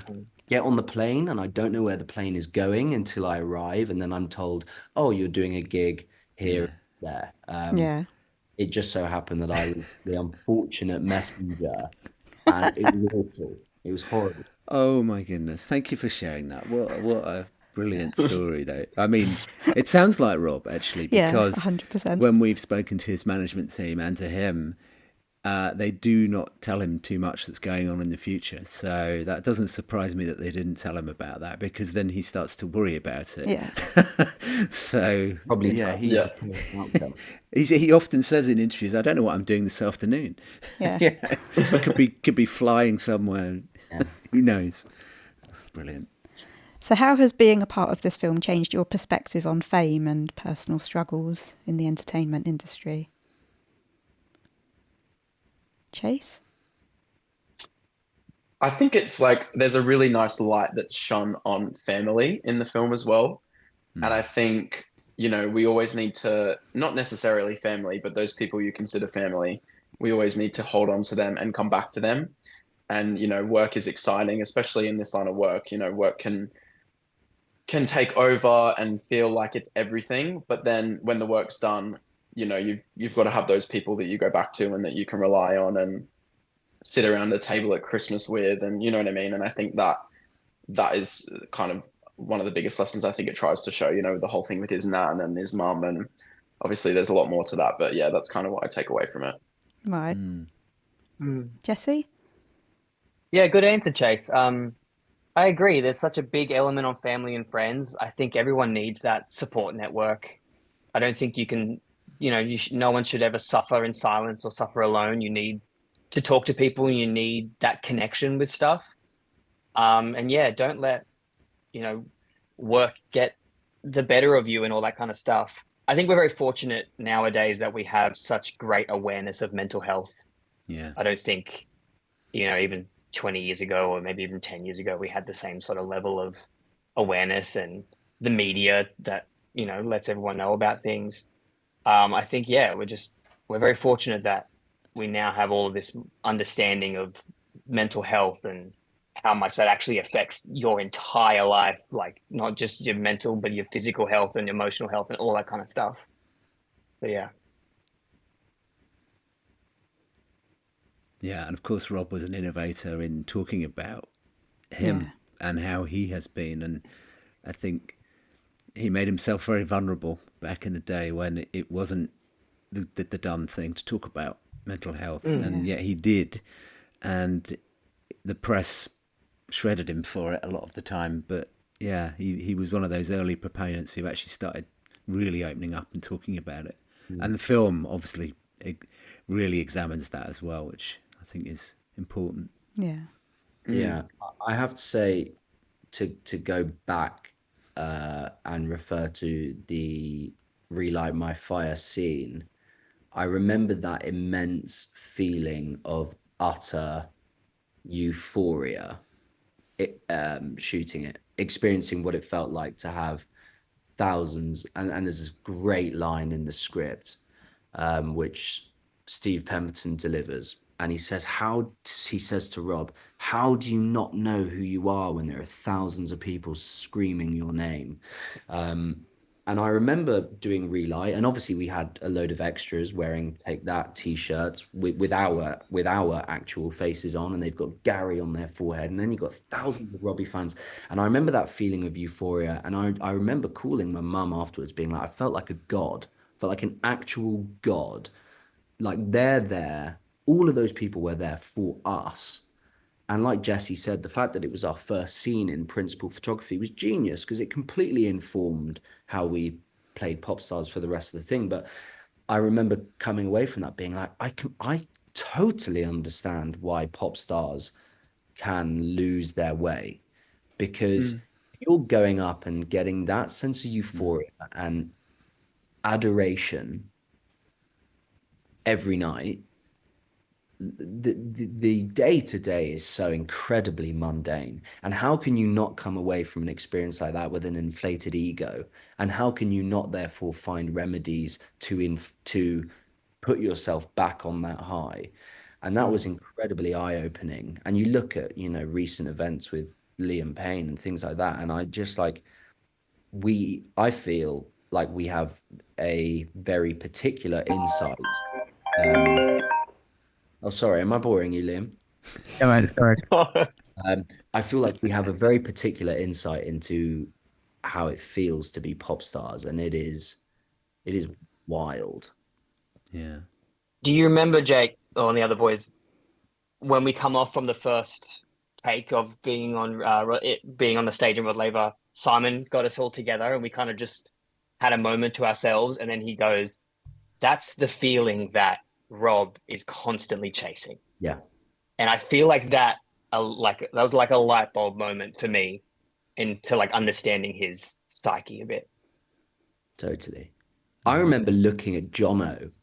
I remember this so vividly, actually. I've always thought about this moment because poor Jono, you know, us like went up there and had the time of our lives, and we had creative license to have the time of our lives.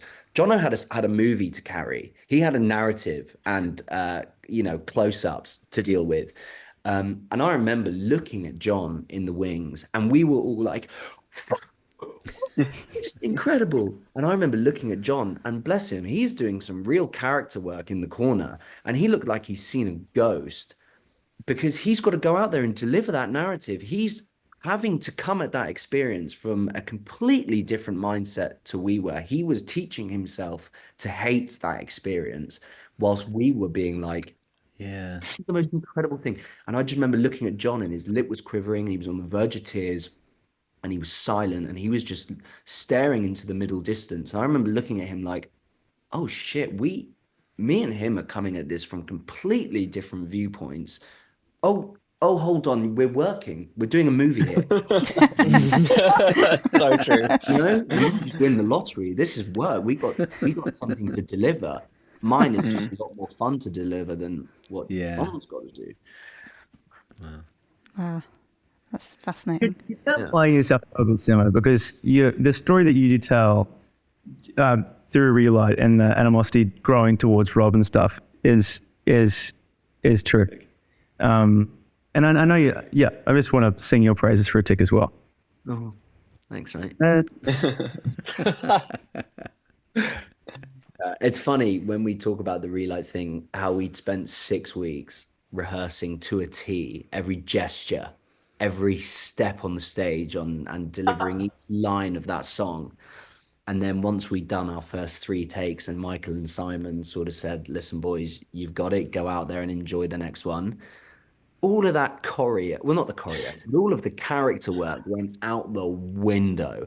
We went out on that last take as Jake, Jesse, Chase, Jono, and Liam, and we enjoyed it and we performed. And lo and behold, that's the take which made the final cut because we really, yeah. And I think it must have been a ploy from Simon and Michael to find that little extra je ne sais quoi out of us, but they did, and we all just turned it up that little bit more. The hip thrusts became like full sort of skiing poles, you know. Jesse and I had this amazing moment where we looked at each other we said before we went out, we were like, dude, just look at me. Let's find a moment. We did, yeah. We looked at each other and just burst out laughing on stage, and it's all there in the final cut. It's amazing. The scariest part is we found out months later that they actually didn't have it yet until the last take. They were like, they said to us, you know, go out, enjoy it for yourselves. This one's for you guys. We found out later they were like, no, we didn't have it yet. We were still needing something. So that we were all like, oh my God, was the last take even any good? Because we just went out there as us and not as Take That. But yeah, it worked. Oh, I love that.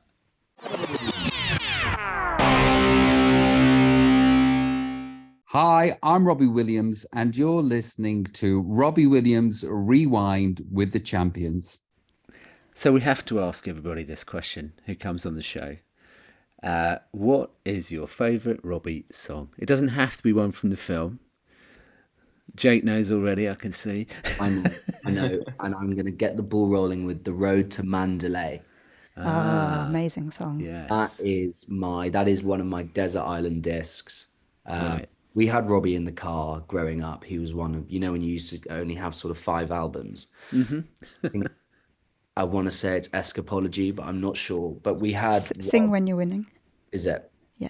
We had Rob in, and my brother and I used to call The Road to Mandalay the Bum Bum song because it's the chorus. Yeah. Bum, bum. And as kids, I just remember sort of, I don't know, 4-year-old me and maybe 6-year-old my brother, play the Bum Bum song. And we bounced in the back of the car to Road to Mandalay. And it still makes me think of my mum and my childhood, and without a doubt, Road to Mandalay. In fact, when we wrapped on when we wrapped in Melbourne, Rochelle Bano, who plays Nicole, who's stunning in the movie, Yes. she pulled on the old heartstrings, and in her sort of congratulatory farewell letter to me, she wrote this line, which was sort of, just take a moment, be really proud of yourself. And I'm so happy that the, 6-year-old Jake, who listened to Road to Mandalay, has now told this story. And I remember opening the card in my car on the way back to my hotel when I was sharing the car with John O, and I opened the card and went, and well, because that song means so much to me. Yeah. Ah, lovely song. Who wants to go next? My dad introduced me to Rob, all of us boys. I'm the youngest of 4 boys, with Mr. Bojangles. And that whole croony Rob is the Rob that I was first introduced to, which is funny because I think for a lot of people that's probably not. And I love jazz, just love jazz. Tony Bennett, Michael Bublé, we had that disc in the car. But so that was the Rob that I grew up with and have a very special place in my heart for. Right. But the similar, whenever I hear Mr. Bojangles, I think of my childhood, and it was really special. I got to take my brother, Jesse, the eldest, to the UK premiere, and at the after party, Rob did a set, and he starts playing Mr. Bojangles, and Jesse, and he goes, "No way, that's sick!" And we get to share that moment together, which was really cool. Oh, that's lovely. And Rob is so at home with that style of music. I mean, his Royal Albert Hall gig and his swing tour was just fantastic. I mean, he's in a different zone when he's singing swing and jazz. It's just, Chase, should we go to you next? Yeah, I always say "Feel" is my top song. That reminds me of like my childhood, primary school. I feel like it was always on the radio, like in the car with my dad on the way home. And I still love that song. Like I can just listen to it to death. It doesn't never get sick of it. But then similar to Liam, like, all of his kind of classic jazz covers, like "Ain't That a Kick in the Head" was my tap solo when I was literally like, I don't know how old, 10. So lots of special memories around a lot of his music. Yeah. It's interesting what you say about "Feel" because we've said that before on the podcast. I mean, obviously we listen to a lot of Robbie songs and we generally don't get too bored. We're a bit biased, but "Feel" is one of those which I can just listen to over and over again. Exactly the same. Yeah. Something in it. There's something in the music as well. It's just it's just magic. It is. And Jesse? Well, yeah, growing up, Rock DJ would have definitely been my favorite song. I heard it the most on the radio. We had dances to it, had dancing as well. But doing all the research and stuff, I come across "Come Undone," and I didn't actually know that song. And then seeing it in the film, it is my favorite moment in the entire film, the "Come Undone" sequence in the car. So that I just think it's such an emotional and honest song from him that it has become my favorite now. Yeah. That was such a moving moment. My goodness, was that an emotional part of the film? Yeah. Crikey, yeah. I knew I would cry at many points in this film. That one I didn't realize I would, and it broke me. Yeah. Yeah. So, what's next for you all in your careers? Anything that you can tell us, or is it all secret at the moment? Liam, you kick us off, mate. All secret. Heaps of projects coming up. Can't talk about a single. No, I'm on the Wicked train at the moment. So we're doing Perth and Asia next year, which will be really fun. That's where I'm kind of living. What a fantastic time to be in that show. Exactly. Oh, I know. Cool. I have a very, very different sort of film coming out next year. It is an American film. Well, actually, no, we shot in England. It's a UK production set in America. where I play a very unlikable sort of incel. Annoyingly, I was scantily clad for pretty much all of that movie as well. There's a bit of a theme coming, which is such a shame because I hate working out. Movie, it's called Two Neighbors, and I play a very, very fun role called Sebastian, who's not a very nice guy. And hopefully you'll see that in cinemas at some point next year. But I don't really know the details on release dates yet. Okay. Look Really forward quick, to that. like, do you remember the kicking Robbie out of the band scene? Our original costume set. We were supposed to be in like budgie smugglers, right? Like It was supposed togs. to be round Gary's pool, Oh, Yeah, yeah. yeah. and it was Thank goodness we didn't have to do that. The coldest day on set. Yeah. We wouldn't have been able to eat carbs for like 48 hours before that. yeah. Anyway, We all had like heat warmers stuck to our backs and in our shoes and all that kind of stuff. We were like an hour and a half into the mountain of like in hinterland, Australia, in the middle of winter. It was freezing. Anyway, I forget when you note. watch it that it's even set in Yeah. Australia. It just looks like England. It's Yeah, very yeah. incredible. Well set, yeah. Yeah. I am touring with Kylie Minogue next year for Oh my 8 God. months. Wow. Yeah, as one We're of her going to see dancers. her. Yeah, we're going Oh, to cool. see the show at the O2. Yeah. Oh, sick. Yeah. But yeah, so that's kind of my next all around the Wow. world till August next year. Start in Australia, which is lovely because I'm home for Christmas now. So get to just take a little 2-hour flight to Melbourne and start the tour, which is cool. Have you worked with Kylie before? I have, yeah. She's actually the same choreographer. Ashley Wallen is Kylie's choreographer from the film. So yeah, I worked with her at the start of the year, and yeah, she's great. Oh, She is cool. great. Yeah. For me, I'm just riding the Better Man train at the moment. I'm in very early talks for a project for January next year, but very early. Right. Well, hope that goes well. Wow. Thanks. Well, we are clearly biased, but I think this film is going to be stratospheric. It hit me more than any other film I think I've ever watched, and I think it's partly because we're so close to what Rob does. I think I'm still getting over it now, actually. Yeah. And we're going to watch it again on Boxing Day. We're taking my parents to go and see it, and yeah, it is going to be one of those epic films, and I hope it gets the awards it deserves. And you guys absolutely brought Take That to life. You did.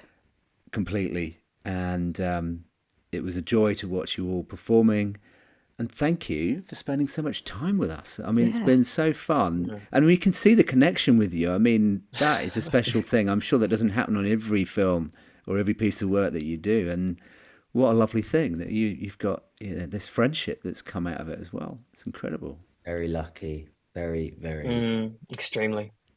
And thank you for just letting us like reminisce and, like Jake said, be nostalgic and talk about, because we have, this is so close to our hearts, this film. And, the five of us, we all just, adore each other. So being able to like share that with people that see that on screen and like tell people that, yeah, it is real. We do actually, it was as magical as it looked. Like, yeah, thank you for letting us do that. Yeah. Well, we're very happy that you have been able to join us and that we've had an exclusive interview with all four of you together. Exactly. Well, we'll let you carry on with your day. I know that you've all got things that you need to get on and do, and we probably need to get to bed, I think, Yes. in a minute. But thank you guys, and we look forward to seeing what you all do in the future. And maybe we'll bring you back on the show again at some stage to come and have a chat about what you're up to when we tell the second half of Robbie's life. Yeah. I don't know if that's gonna happen. Yeah, true. All right, thanks guys. Thank Appreciate you. your time. Thank you for Thank having you so us. much. Thank you. Bye. Bye. Bye, guys. Thank you.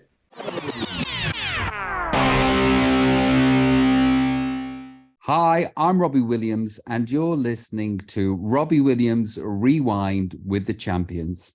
So on to part 2 of our episode. We're thrilled to welcome to the show Frazer Hadfield, who plays Robbie's friend Nate in Better Man. Hi, Frazer. Welcome to the show. Yeah, thanks for having me. It's okay. Yeah, great to have you on. And thank you for wearing your Christmas jumper. I know, I'm feeling very festive, yeah.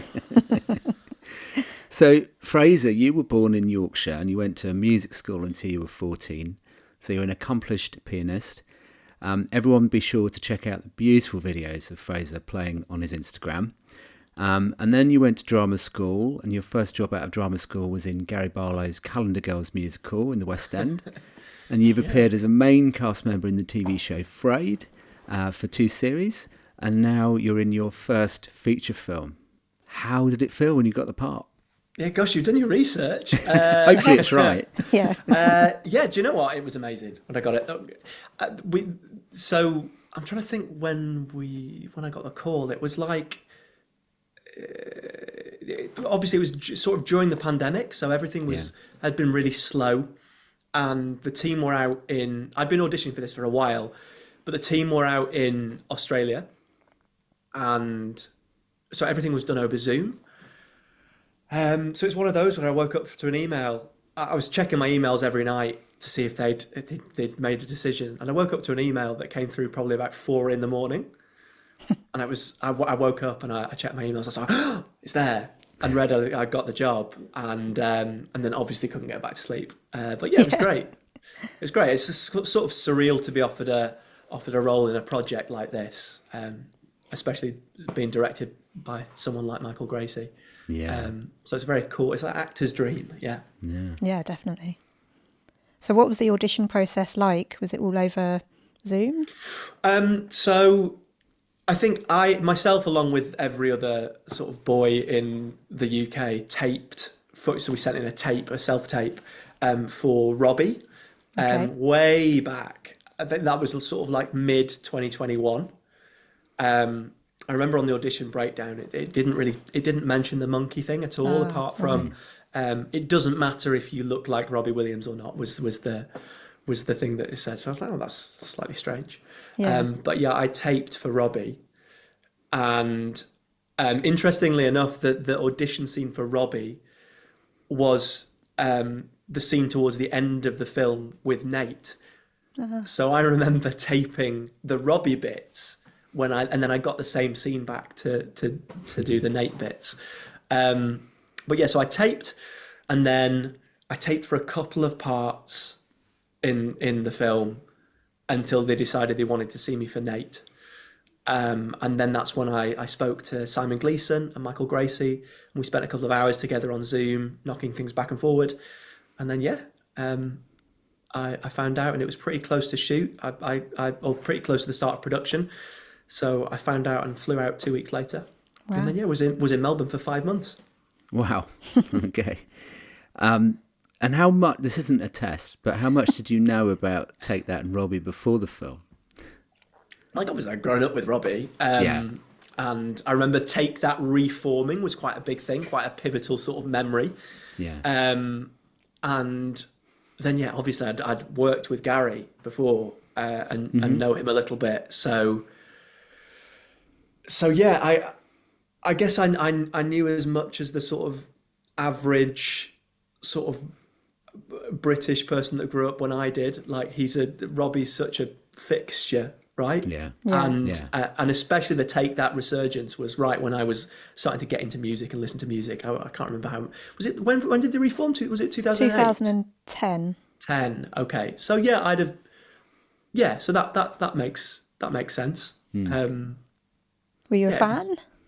Yeah, I loved the music. It was all the music. I mean, I love Robbie's music, but the Take That music's great as well. All the new stuff, and I think everyone wasn't it? It's on the radio. It was on the radio non-stop. It's inescapable. Yeah, absolutely. But yeah. And can you tell us about your character Nate and his role in Robbie's life story in Better Man? Yeah, sure. So Nate is Rob's friend that he grew up with in Stoke. He is always by his side through thick and thin, and without giving too much away, they're thick as thieves at the start of the film, and really sort of cut from the same cloth. And then Robbie goes through this incredible life-altering experience, and by the end of the film, they're still close, but they're maybe less able to communicate. They're sort of speaking two different languages by the end of the film, which is quite sad. Yeah. Nate, now obviously, you'll know that Nate is not a real person in Rob's life, and that was a conscious decision by the script writers, the filmmakers.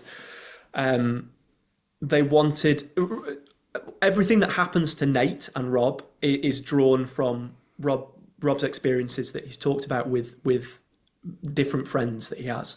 Yeah. And they decided that it would be best to sort of centralize that into one character for the narrative.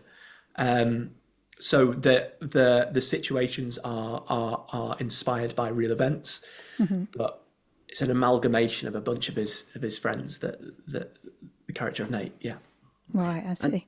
And did that, or how did that affect how you brought Nate to life, knowing that it was that amalgamation of different people coming together? Did that impact on how you developed the character? Massively, yeah. Because obviously everyone else in the film, or lots of the other people, the actors have loads of sort of source material to dive into, and people to meet or have coffee with, or like videos to study.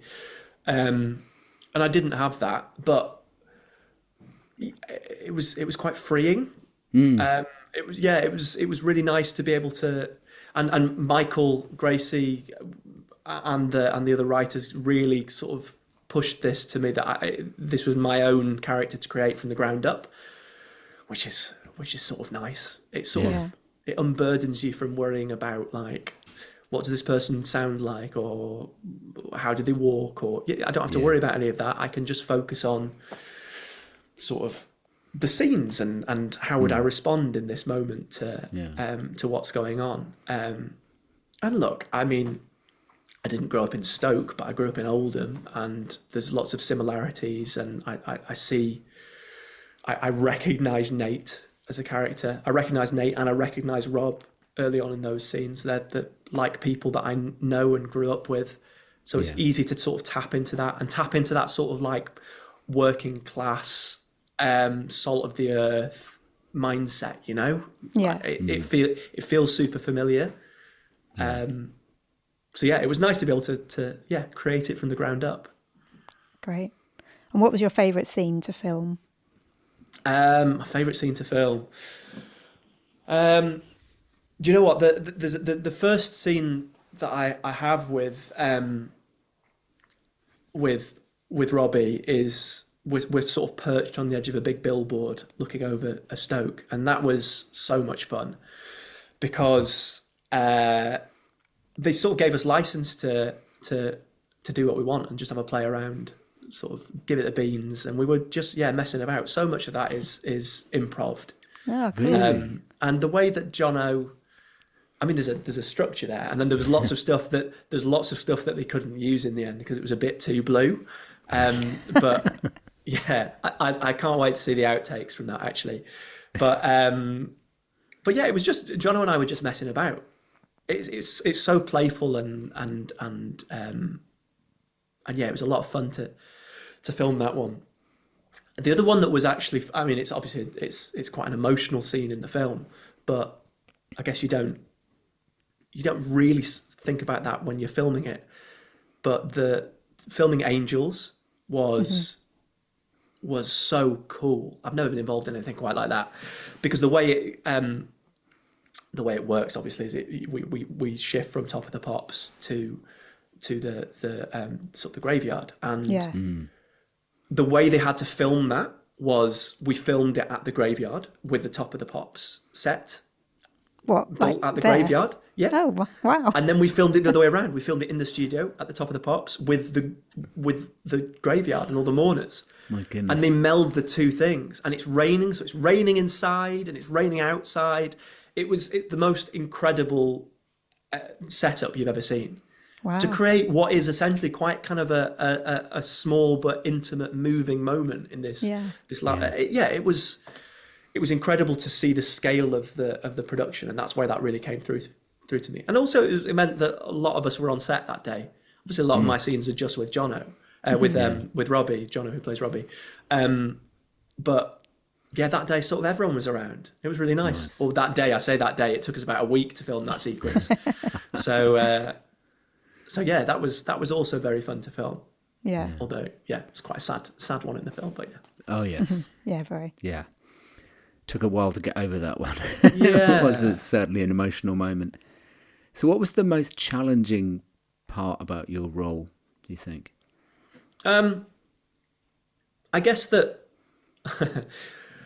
challenging in terms of performing it is that every scene that I have is quite an emotionally charged scene in different ways. They're all quite high impact and quite pivotal. So yeah, it's about finding that and finding the relationship that is obviously so incredibly complex, but isn't necessarily all shown. Mm-hmm. So it's about plotting the journey and finding those emotional beats. I mean, this film obviously is massive. It's massive in scale. It's spectacular. But actually, if you look at the scenes that Nate has with Rob, they're all really intimate and domestic and fairly kind of like kitchen sinky. We're talking about sort of really mundane, banal stuff, right? And so I guess it's finding the stakes within those really small, intimate moments, and giving it enough weight so it balances against the.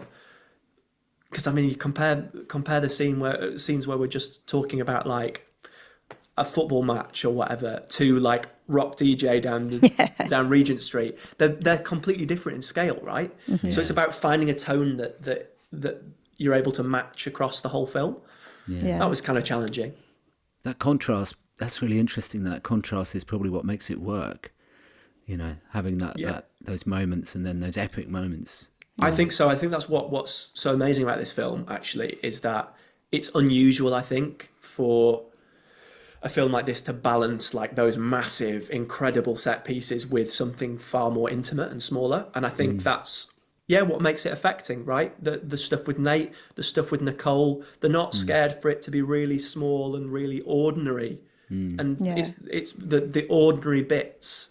That's what's so sad, right? Because that's what I think Rob's craving in a way and can't quite work out, you know? Yeah, I think that's... there's a disconnect in those bits where it should be really normal and natural, and he can't quite make his normal life work. Mm-hmm. Yeah, definitely the case. And what was it like working on a film that blends reality with fantasy? Yeah, well, I mean, like I've just said, it's for me, it wasn't really like that for most of the time. Yeah. For me, it was reality. You know, it was like gritty, sort of emotional, dramatic scenes. So yeah, you've got to have it at the back of your head what's going on around it. But then I didn't really see it until we filmed Angels, and I was like, oh yeah, look, why are the kind of Top of the Pops fans jumping around over there as I'm being a pallbearer? You know, it's for me, it wasn't so much of an issue, and I think that's what Michael did so well, is that he it was so in the moment, and it was so focused on what we were doing at any one time that I mean, I could be forgiven for thinking that it was a sort of kitchen sink drama that we were filming for most of the time. Yeah. Shock when I went in and saw it, and he was a monkey. But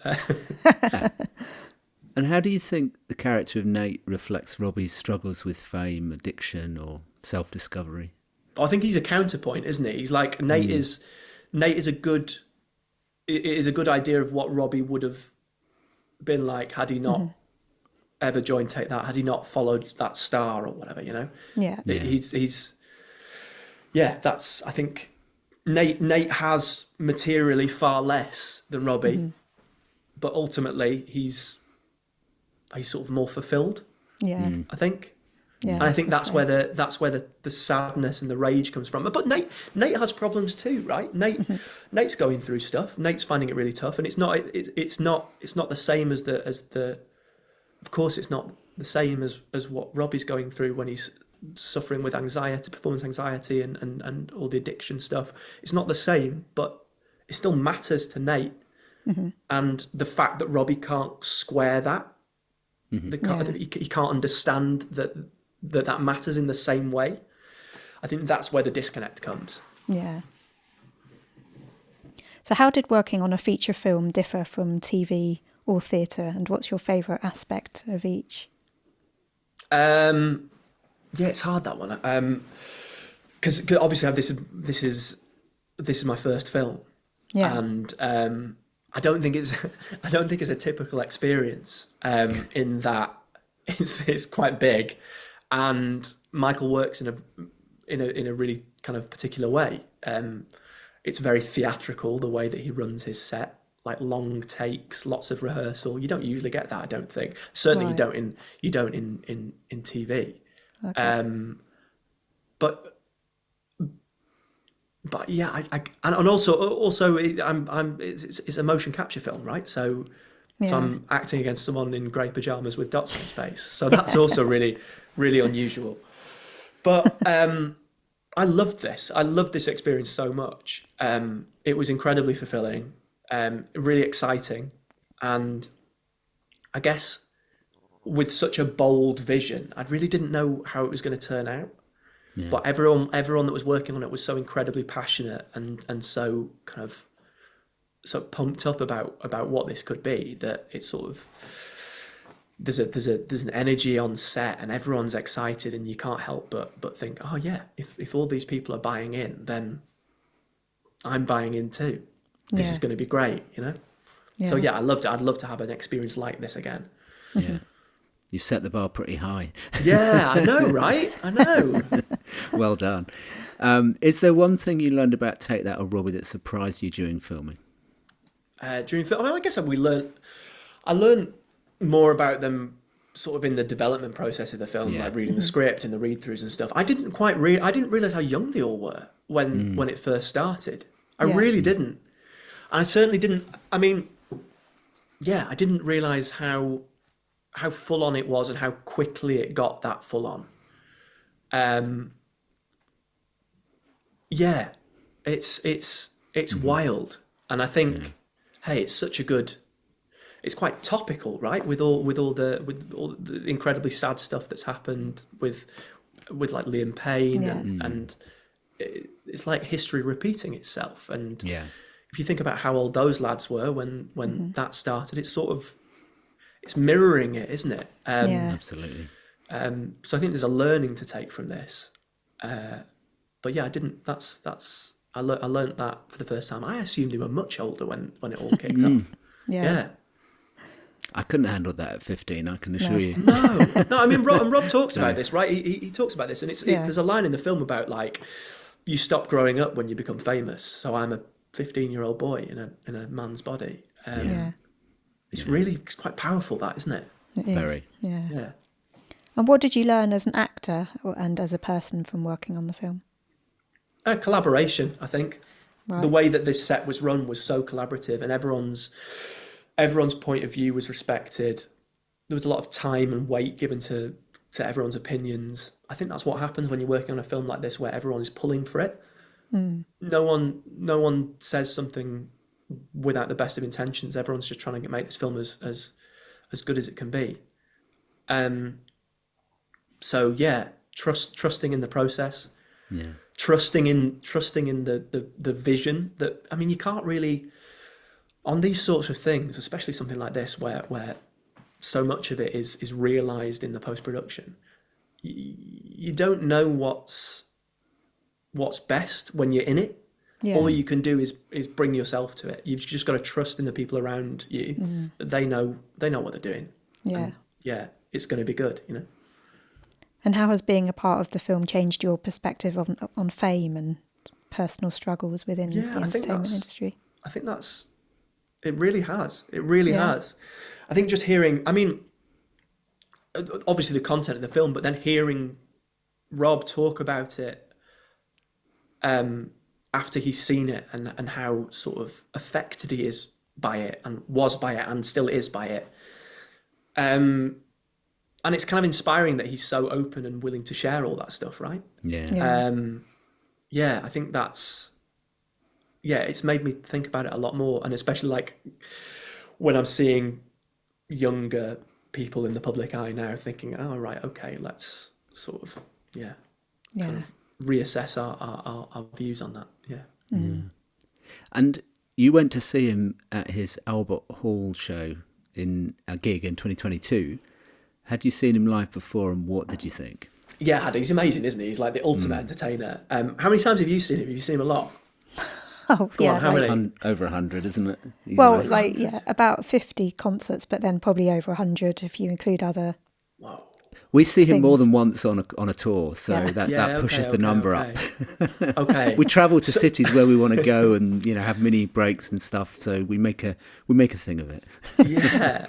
So I saw him when I was quite little. Oh, right. And I've been meaning to ask my parents, like, when was that? Where was it? Where were we? So I think I was probably like 10, 11. Yeah. I used to go to school right next to the MEN Arena in Manchester. Okay. And I'm pretty sure I saw him there. But then since then, more recently, I saw him at the O2 a couple of years ago. Oh, right. And then on obviously the 25 tour. Yeah, 25 tour. And it was just amazing. He's also that was after I'd shot a lot of the stuff, shot all the Australian stuff, and that was amazing. Like seeing the guy again, fresh, that I've just been sort of immersed in his journey for 5 months. When I was filming the film, honestly, you don't really think about, oh, this is Robbie Williams. I'm thinking, oh, this is Jono, and we're having this. Yeah. We're doing all these scenes together, and this is this film. Yeah. So it's hard. You sort of divorce what's actually happening from the sort of wider context. But then when I saw him again, I was like, this is a big deal. Yeah. Because he's the ultimate entertainer. Yeah.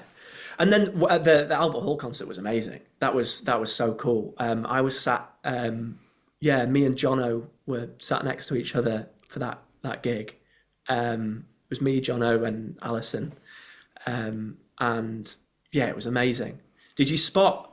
So right at the end of the film, there's a little close up of Jono. Yeah, we spotted that. That was great. And that was on that night. So that was filmed on that night at the concert. Oh wow! And it was amazing.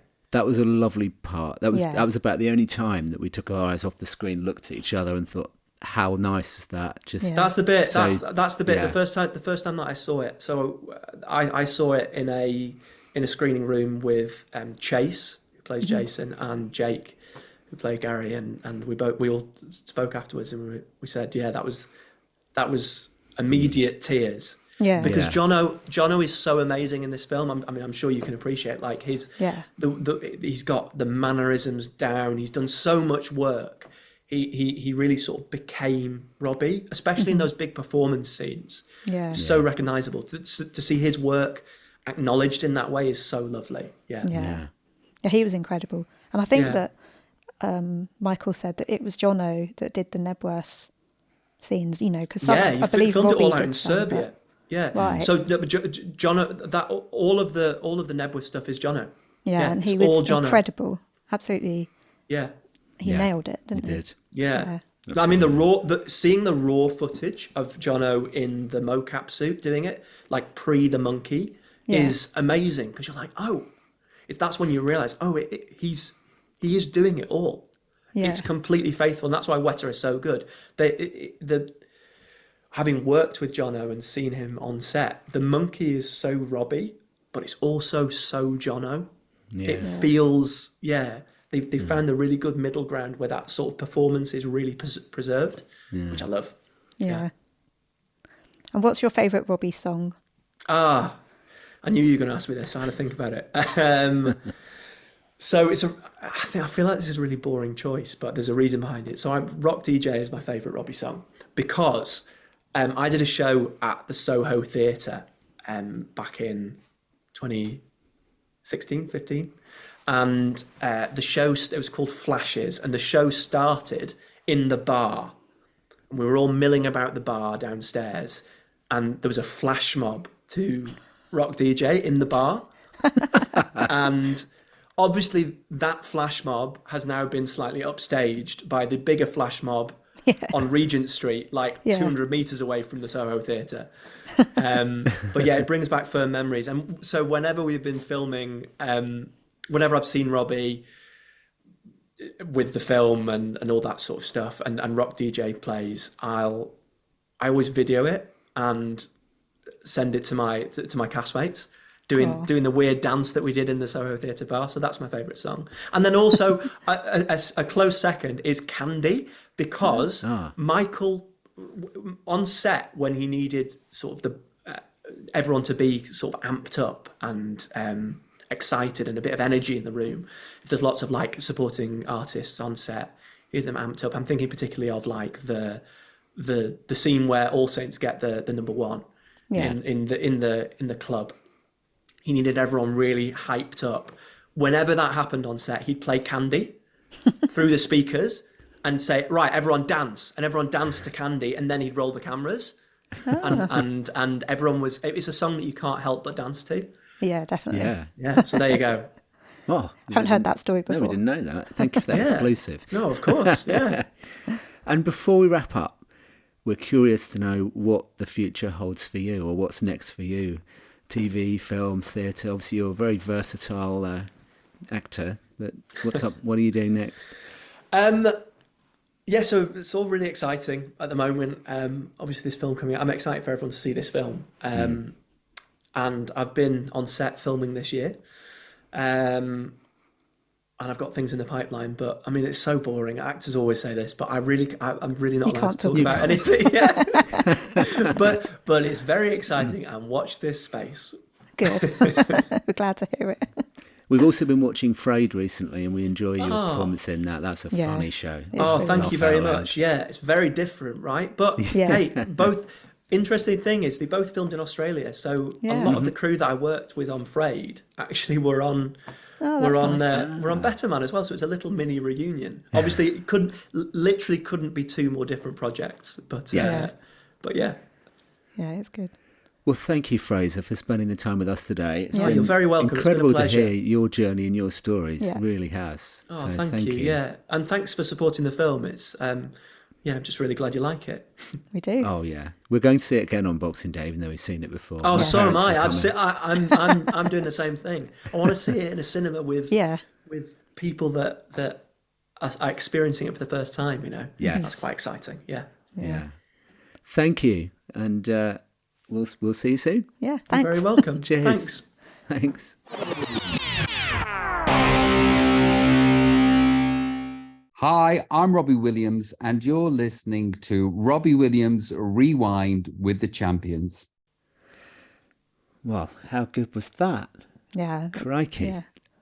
I've loved chatting to all of the guys that we've just spoken to. Liam, Chase, Jesse, Jake and Fraser. Trying to remember all their names. Yeah, and it was nice to have the Take That actors together as a four. Yeah. That was an exclusive. So, and little secret behind that one that you probably won't pick up in the edit itself, but I think we could have probably talked for another 2 hours. Well, they could have done. It was we finished about 1:30 our time. So, but it was a great discussion. I think they loved being together, and it's so lovely to hear that they've been in touch and they've been friends ever since. That doesn't always happen, I don't think, on those kind of projects. And I loved the fact that they've got matching necklaces. Except Liam wasn't wearing his. Yeah, you need to watch the video version as well, because there's a few moments which need video, I think. Which is obviously on our YouTube channel. Yeah, so go and check that out. And then it was lovely talking to Fraser. What a lovely guy. Yeah. Very, very talented indeed. And yeah, played the part of Nate incredibly. So it was lovely to hear his perspective. He had a little bit of a different perspective, didn't he? Because he wasn't involved in all of the huge razzmatazz and, the real CGI sort of scenes. But as we said, I think it needed that contrast of reality. And he really reflected Robbie's struggles throughout the film. And I would recommend that you will watch Frayed as well. It is funny. It is very funny. If you like sort of quite dry, witty humour, it's good. It's very, very good. So Better Man is out in cinemas, certainly in the UK now. And also Australia, Ireland, Russia, New Zealand, Greece, Singapore, Croatia, Hungary, Slovenia, Serbia and Montenegro. And also visit robbiewilliamsrewind.com and look for our episode page, and we'll put a link and the release dates on there as well. But you can visit betterman.robbiewilliams.com and you can also find the dates there. But I'm sure those of you that listen to this show probably already know when it's coming out in your country. But we'd love to hear from you once you've watched the film. Yeah. Get on our socials, comment. Lucy will be putting some posts out. Tell us what you think, and tell us what your favourite moments were, and just, we'd love to hear from you, because every time we talk to someone, this is what I'm finding interesting about the film, every time we talk to someone about it who's seen it, there's a different conversation that comes up. Yeah. So there's so much in the film. We're looking forward to seeing it a few more times, aren't we? Yeah, definitely. Going to be going weekly to the cinema to see it. So it's out now in all those countries, and for the rest of you, it will be out soon. Check out the date. We're biased, but it is an incredible film, really incredible. Take some tissues with you. You're going to need them. And have a few hours afterwards to decompress. Yeah. But it is absolutely incredible. And I think the other thing we wanted to say is more on the way, more content from us on the way. Some more interviews are lined up. Yes, from the film. Yeah. And a lot more in 2025. Loads of other people who we haven't managed to get on yet that we're still chasing. You know who you are. Who've promised us to come on the show. So there will be more on the way, won't there? Including maybe the big man himself at some stage when he releases his new album. Well, he has hopefully. promised that he'll come back, so we're going to hold him to that promise. I think that about wraps up. Yeah. Doesn't it? Mm-hmm. Okay. Thanks very much. See you soon. Bye. Robbie Williams Rewind.